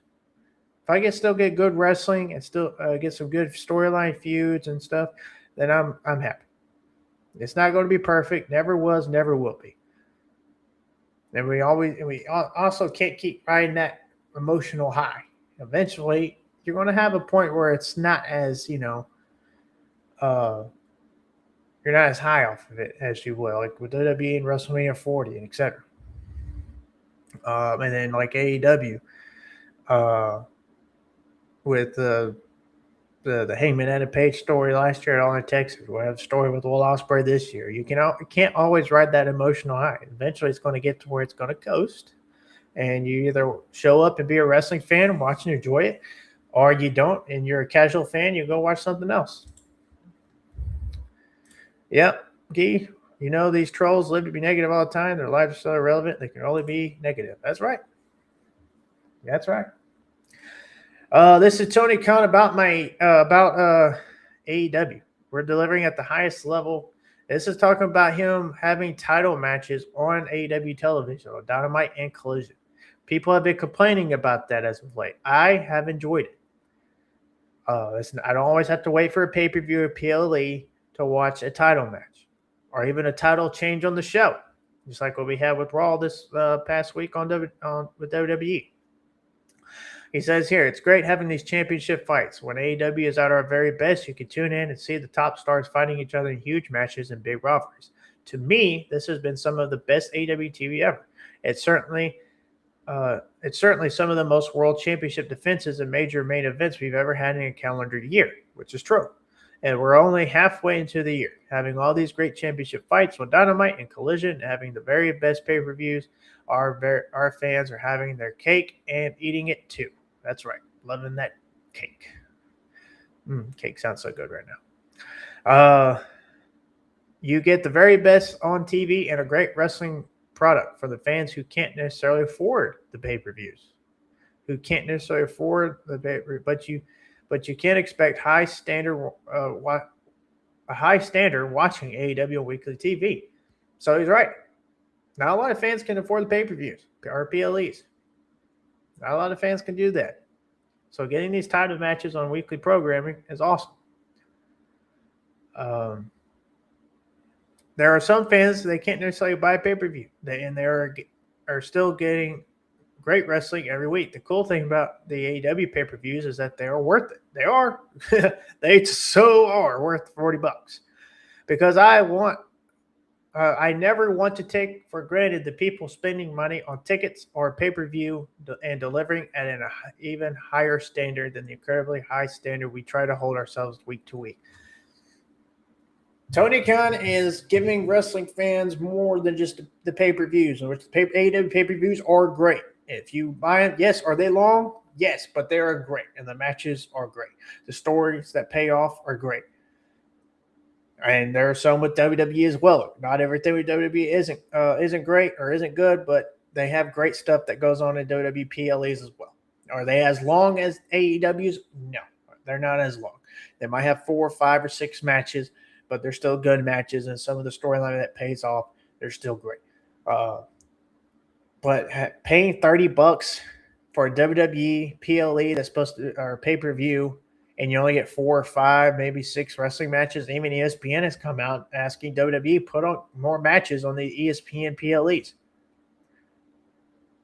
So you have AEW, you get all these great wrestling matches that you spend your money on, and it's only $10 more than the WWE PLE. But with WWE, you only get 4 to 6 matches on a PLE. It's been around 5 as of late. They went to 6 at Night of Champions, and ESPN has asked them to put on more, so possibly in the future we'll get more, hopefully. But with AEW, you get your pay, or there are more than 5 or 6. Yeah, you get about 9 to 12 matches on a pay-per-view, but you're getting all of that on a pay-per-view for $40 to $50, and you purchase the pay-per-view and you can rewatch it later. And if it runs too late, you gotta go to bed, get up, rewatch it. You can rewatch it the next night. You get your money's worth. You can't deny that. So, but having these title matches every week on AEW that we get, I enjoy them. I do. We get a title match. Almost we've been getting AEW World title matches almost every week now. Now moving on to some other news. Santana. He posted July 15th. Now, this very well 90% could very well just mean that's the end of his contract, which is a possibility. But there's still that slight 10% that, yes, this is the end. His contract has ended, but you have AEW in Boston next Wednesday on July 15th. Some are saying, oh, well, he'll never go to AEW. You heard about AEW, blah, blah, blah. Hey, man, if AEW is offering more money, Yeah, Tony Khan's offering him a spot on television, a story here, a title match here and there, more than WWE. Remember what CM Punk said? I'm not here to make friends. I'm here to make money. Yeah, that goes about near every single wrestler out there. If the money talks, that's where they're going. So if Tony Khan offers him more money than at WWE, then guess what? We'll see Santana on AEW. But then vice versa. If WWE does the same, we'll see him on WWE. Honestly, I would love to see him stay in TNA, but if he goes to WWE or AEW, I'll still watch him neither or. But we'll see what happens next week on July 15th. Never say never in the world of professional wrestling. We never thought we would see CM Punk return to WWE. But look at him now. He's the WWE champion. He's appearing on SmackDown tonight as the WWE champion. So never say never.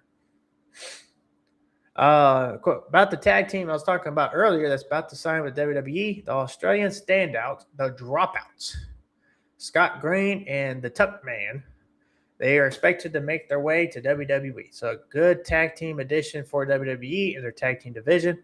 I like this, and we'll see where this goes. They're more likely going to appear on NXT, but we'll see. And if so, then that means a tag team from NXT could get called up on the main roster, and there's another addition for the tag team division on the main roster. I'm kind of hoping OTM because I like OTM, but Dark State's not bad. Even the Vanity Project's pretty good. So, yeah. In other news, Sheamus was WWE reportedly approached Sheamus about restructuring his contract, more so TKO than WWE. Let's get the word 3 letters right there. While out injured, he swiftly rejected them. As such, he has departed from the company after 19 years. Dang, that's a long time. I remember when he defeated John Cena for WWE Championship. A lot of people didn't expect it to happen. Vince McMahon took the risk, put the title on him, and it was great. It's unfortunate for Sheamus. I hate it, but this is great for WWE. All right, this is great for Sheamus, and it's a loss for WWE. The man's injured, and you come at him asking to restructure his contract. I mean, come on, man. And this is the thing I have with TKO. It's not WWE, it's TKO. Because who is paying these people? TKO. Now, of course, Triple H and WWE, they're the middleman. But it's really TKO. And there was a report of someone high rank in the WWE, office was vouching for him. A lot of people were expecting that to be Triple H, and in my opinion, I think it is too. Triple H knows what he's got with Sheamus, and had Sheamus got the opportunity to return, he probably would have had the Intercontinental title put on him to give him that Grand Slam title, be a Grand Slam champion. I would love to see him with the WWE title more. Dang gummit.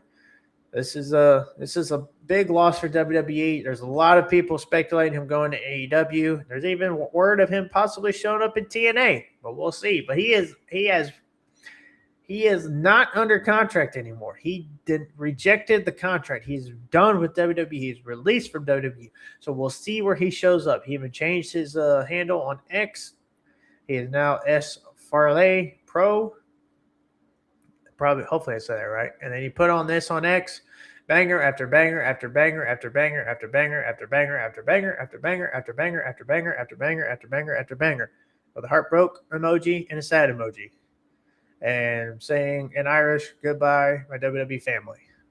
And with the waving hand emoji. So the end for Sheamus at WWE's, or Farley, I should say. So we'll see where he ends up here in the future. Will he end up with AEW? Will he end up with TNA? Will he just end up staying on the independents? Heck, MLW. Don't forget MLW now, which was a great show last week. We have new Southern Crown champion Trevor Lee, so that was great for him. So MLW, don't forget them. NWA even. Could show up at NWA. Never know. Yep. Don't forget NWA. Watch them every week on Comment, and you can check them out on Tubi as well. So, man, this is a wild week for professional wrestling in the news and great shows we had this week. We got SmackDown tonight. We have the G1 tournament on tomorrow. We have Collision on tomorrow. We have MLW and AWA on tomorrow. So much wrestling you can choose from to watch and enjoy. So this is awesome.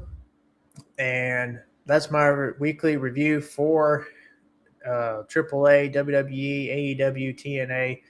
I'll get back to the MLW and NWA here maybe next week. Got a long work week ahead of me next week, so I might not be getting a review next week. Maybe with Future Shock Wrestling, but we'll see. Not official yet, but hopefully I can if my schedule permits or if my sleep permits. We'll see. Got a long work week next week. Basically have one day off next week. And if I can't get to next week, I'm definitely going to get to it the week after. And I'm going to review MLW as well and NWA. Get back to that. Been watching them, just getting back with them, adding my reviews. But yeah, if you're not checking them out, go check them out. Did you say All In was a sellout as an engagement bait? What? Hey, Machine Panda, how are you? No, I did not. Thank you, Geek.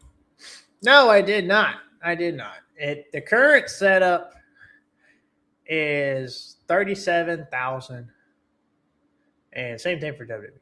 29,000. They sold out. They sold out what they were set up to sell the tickets. Is it a complete sellout? As far as 93,000, I think it was for the All-In London total seats on the map, and 72,000 for WWE SummerSlam. A complete sellout? No.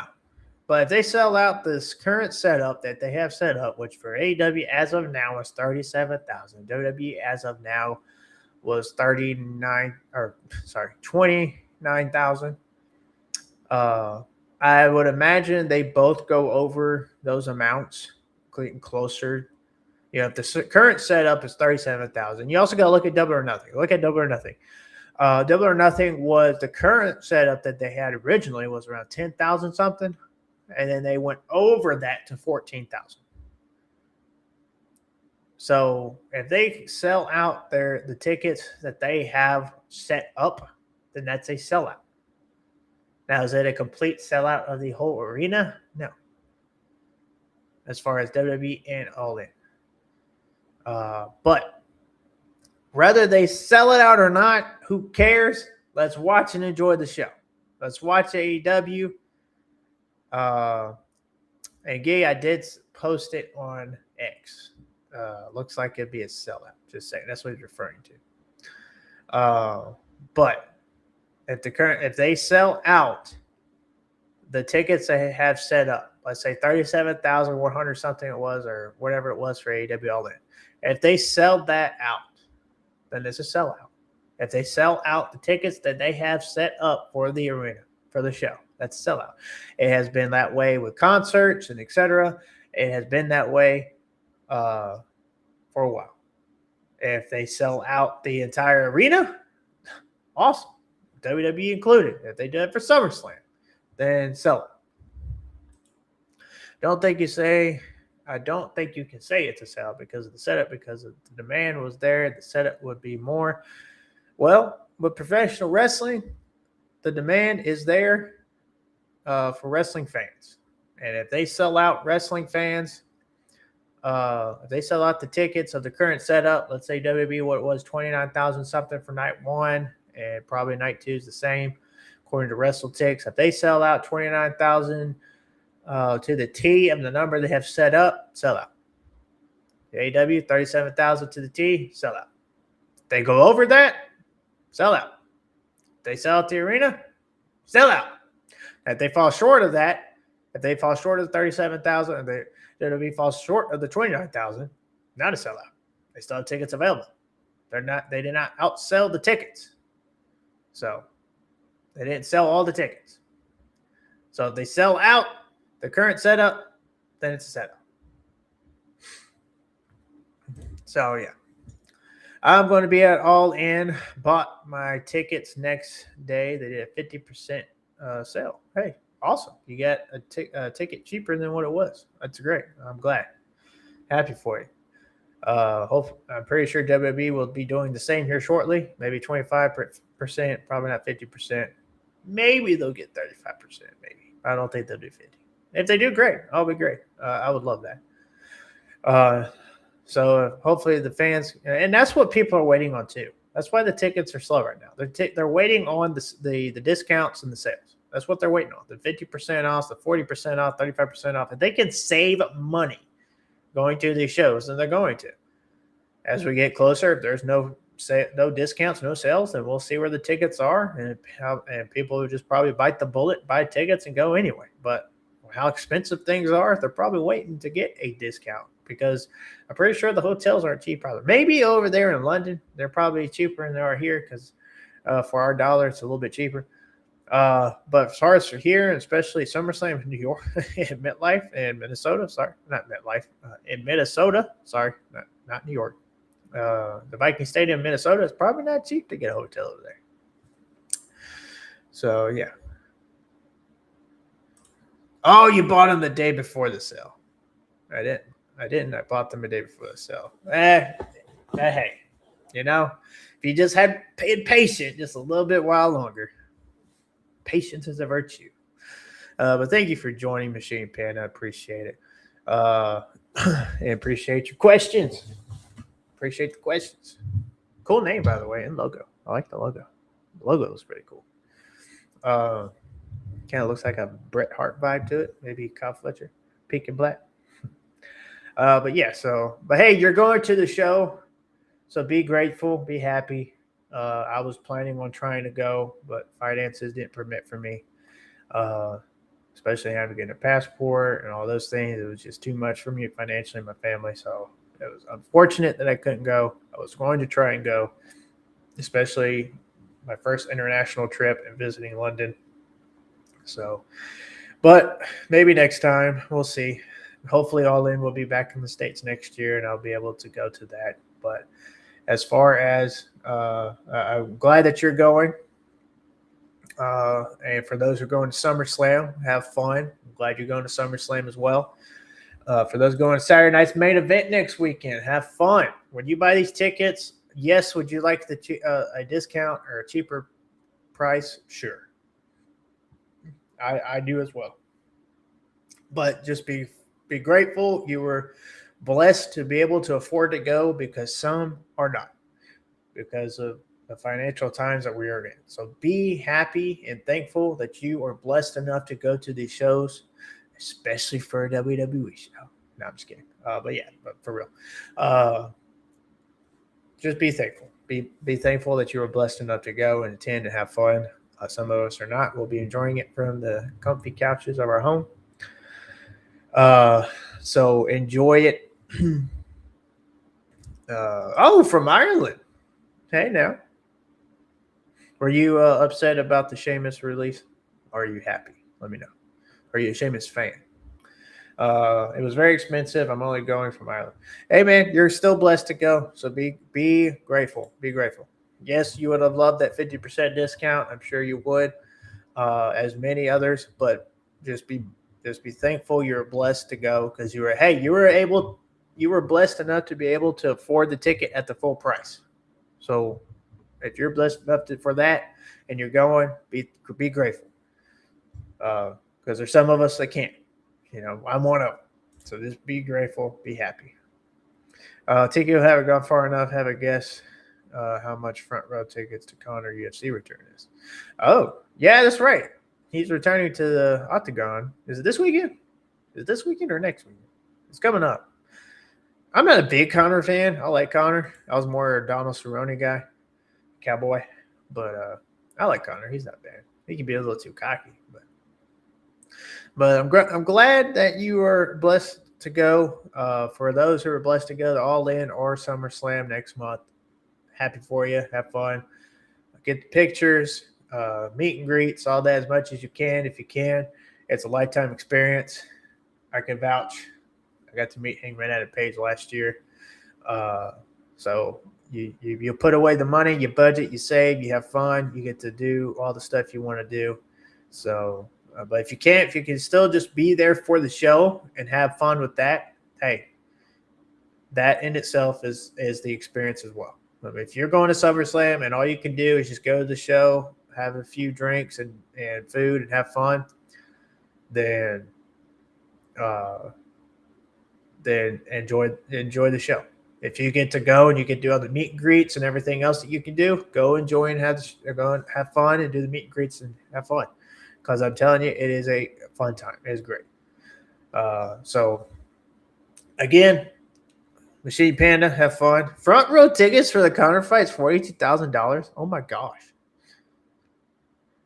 that's a truck. That's a new truck for me. That's insane. Heck, that's almost paying off my house. That's crazy. Yeah, I'm never paying that much. Oh well, I wouldn't say never. If I had the money, I would. But like I said, some are blessed enough to go. So if you get to go and have fun and pay $42,000 to see Conor McGregor fight and possibly get knocked out in 5 seconds or the other guy, then my goodness, that's possible. Thank goodness gracious. Have fun with that. I'm glad you were blessed enough to go. Doug, what did he say now? If the demand becomes greater, any company will most likely open more seats, changing the setup amount. The same is true for concerts and bands. The setup still determines the sellout amount of tickets. Yep, that's what I was saying. So if they open up the setup to where they outsold the tickets they were wanting to sell, as far as let's say for AEW, let's go back to that graphic. What was it?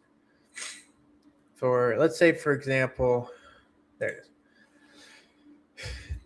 SummerSlam is set up for $29,535. Even if they have one extra tickets, $29,536. They went over the amount that they had set up. Even if it's for AEW, $37,182. They go one over and it's $37,183. They still oversold the amount that they had for the current setup. So I'm hoping for more for both because it's great for the business and great for both companies, for both shows, for the talent as well. But if they don't, the people still were able to afford to go, have fun, and I'm still going to watch and have fun as well here at home. Sleeper seats are $1,000 on Ticketmaster. Have fun at the UFC event if you're going. But yeah, so that if they sell out the setup, $37,182, $29,535. They sell out. If they go over that, they oversold. So that means they're overselling what they had currently set it up. If they can sell out both arenas, which is highly unlikely, but by some chance it happens, then even better. Especially for AEW at $93,556. If they could really sell every single seat, that'd be great. If they can sell every single seat for SummerSlam, that'd be great. But if they can't, and they sell out the seats that they have currently set up, then great. They were able to sell that out. So for those who are going to these shows next month, SummerSlam and All In, have fun. Have fun. Well, that is all for me. I rambled on long enough. I appreciate everyone who has come in and has contributed to the live stream. Thank you, Guy. Thank you, Machine Panda. Thank you, Doug. Thank you, Future Shot Wrestling. Thank you, everybody who showed up in the comments. For all you who did not, your late viewers, thank you for viewing the stream. Thank you for showing up as well. You can even comment on after the live stream, and I'll respond. You can do that too. So like and subscribe if you're on YouTube. Hit that like and subscribe button. I am trying to get to 1,000 by the time of All In London at the end of next month. I'm 754. Getting closer. Getting closer. So just keep hitting that like and subscribe button. Again, if you want some WWE merch, an affiliate of WWE Shop, hit the affiliation link below in the YouTube description. Prince Nana Coffee. Delicious coffee. Get yourself some of that as well in the YouTube description as well. The affiliation link. Use the promo code Dr. Love, DRLOVE, ordering your MRE Light Redcon 1 products. Yep, Redcon 1, MRE Light. Use the promo code Dr. Love. That's DRLOVE. Get 20% off. That's right, 20% off. Also, Pure Plank and the affiliation link below as well. Click that. You can get 10% off your purchase. Pure plank is great. Planking is a really great exercise. Great for your core, great for everything else. So get yourself a pure plank. That was created by Adam Copeland, Christian Cage. Get yourself that as well. I drink with the Q. That's that awesome, lovely can right there. Clean energy without the caffeine. That's right. No caffeine, no jitters, none of that. Go to idrinkwiththeq.com. Get yourself some iDrink. And yeah, that's the stream, y'all. That's Unfiltered Wrestling. Reviewing the wrestling week that we had. Great week. Doug says, I hope Max Holloway puts Conor down. Oh, you don't like Conor McGregor, I see.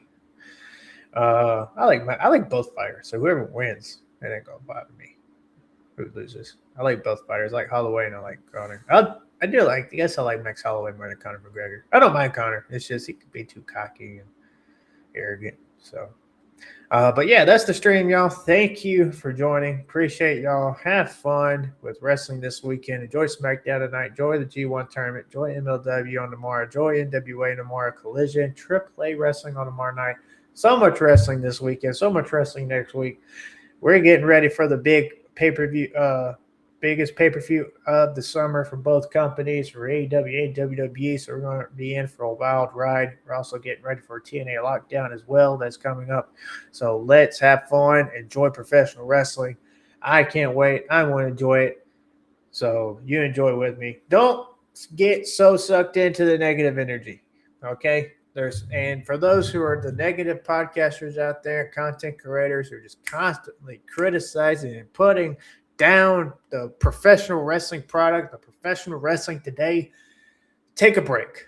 Take a break. Go get some sun. Go for a walk. Go exercise. Take a break and then come back, because when you just sit back and enjoy it as a fan instead of a critic, and you just have fun. You just have fun to be a fan. You love the shows. You do the chants. You buy the shirts. You just have fun of the wrestlers and the product. You enjoy it more. You enjoy it more. Now, if you're pro WWE or pro AEW, cool. But you don't have to, as AJ Styles said on his wrestling podcast, I liked what he said. He is for WWE because he works for WWE.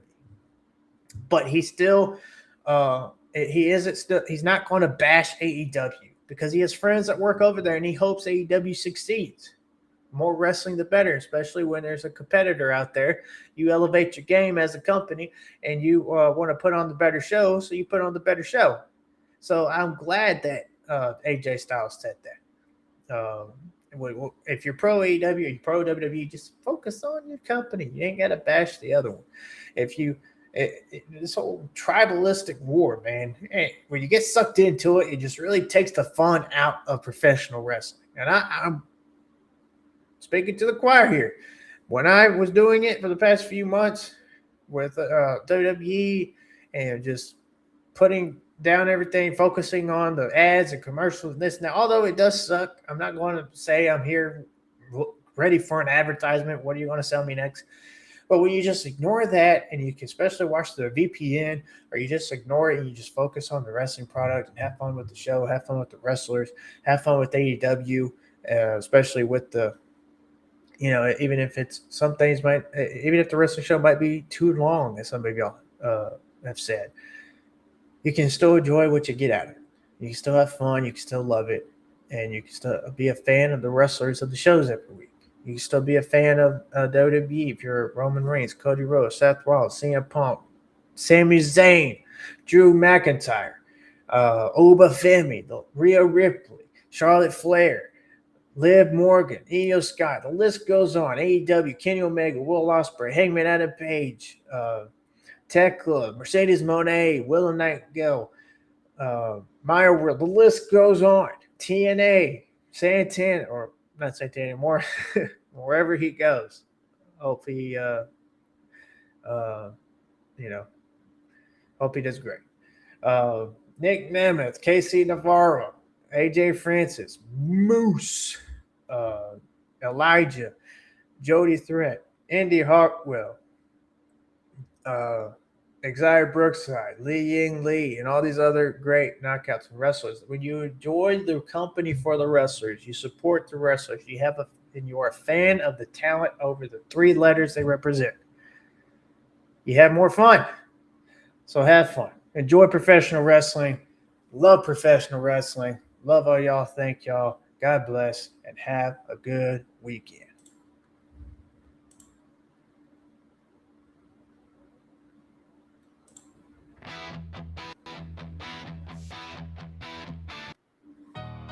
Yeah. No scripts, no agendas, no company wars. Just passion for this business. Aaron loves wrestling. Dr. Love on the mic. Welcome to Unfiltered Wrestling. Yeah. Turn the camera on, let the real talk begin. I've been loving this sport since way back when. From the territories to the bright light stages. History in the ring, every chapter, every page. I don't follow the crowd, I don't chase what is trending. I speak from the heart, no pretending. They argue over ratings, fight over a brand. I'm here for the wrestlers, putting miles on the van. Blood, sweat, sacrifice, that's the foundation. Different promotions, one wrestling nation. You can love WWE and still rock with elite. TNA, New Japan, bring the fire and heat. This is Unfiltered Wrestling. Say it with your chest. Real opinions, real passion. We don't fake for the rest. No tribal lines, we put that hate to death. Aaron loves wrestling till there's nothing left. No filter, no fear. Tell the whole wrestling world that Dr. Love is here. Every bell, every bump, every story they're selling. Welcome to Unfiltered Wrestling. I respect the old school, but I live in the now. Give the legends they flowers, let the young stars grow. From the opening match to the main event fight, I'm watching every move, breaking down every night. I'll praise what is great, call out what is weak. Never let a fan base tell me how I should speak. I don't need your approval, don't need a backstage pass. Just a microphone, a camera, and the truth in the glass. This is more than content, it's a wrestling community built around respect, passion, and unity. So throw up your ones, your twos, or your fours. When the bell starts ringing, we all want more. This is Unfiltered Wrestling. Say it with your chest. Real opinions, real passion. We don't fake for the rest. No tribal lines, we put that hate to death. Aaron loves wrestling till there's nothing left. No filter, no fear. Tell the whole wrestling world that Dr. Love is here. Every company, every style, every story worth telling. Welcome to Unfiltered Wrestling. Prescribing a dose of love for professional wrestling. No bias, no tribalism, no filter. This is Aaron Love's Wrestling.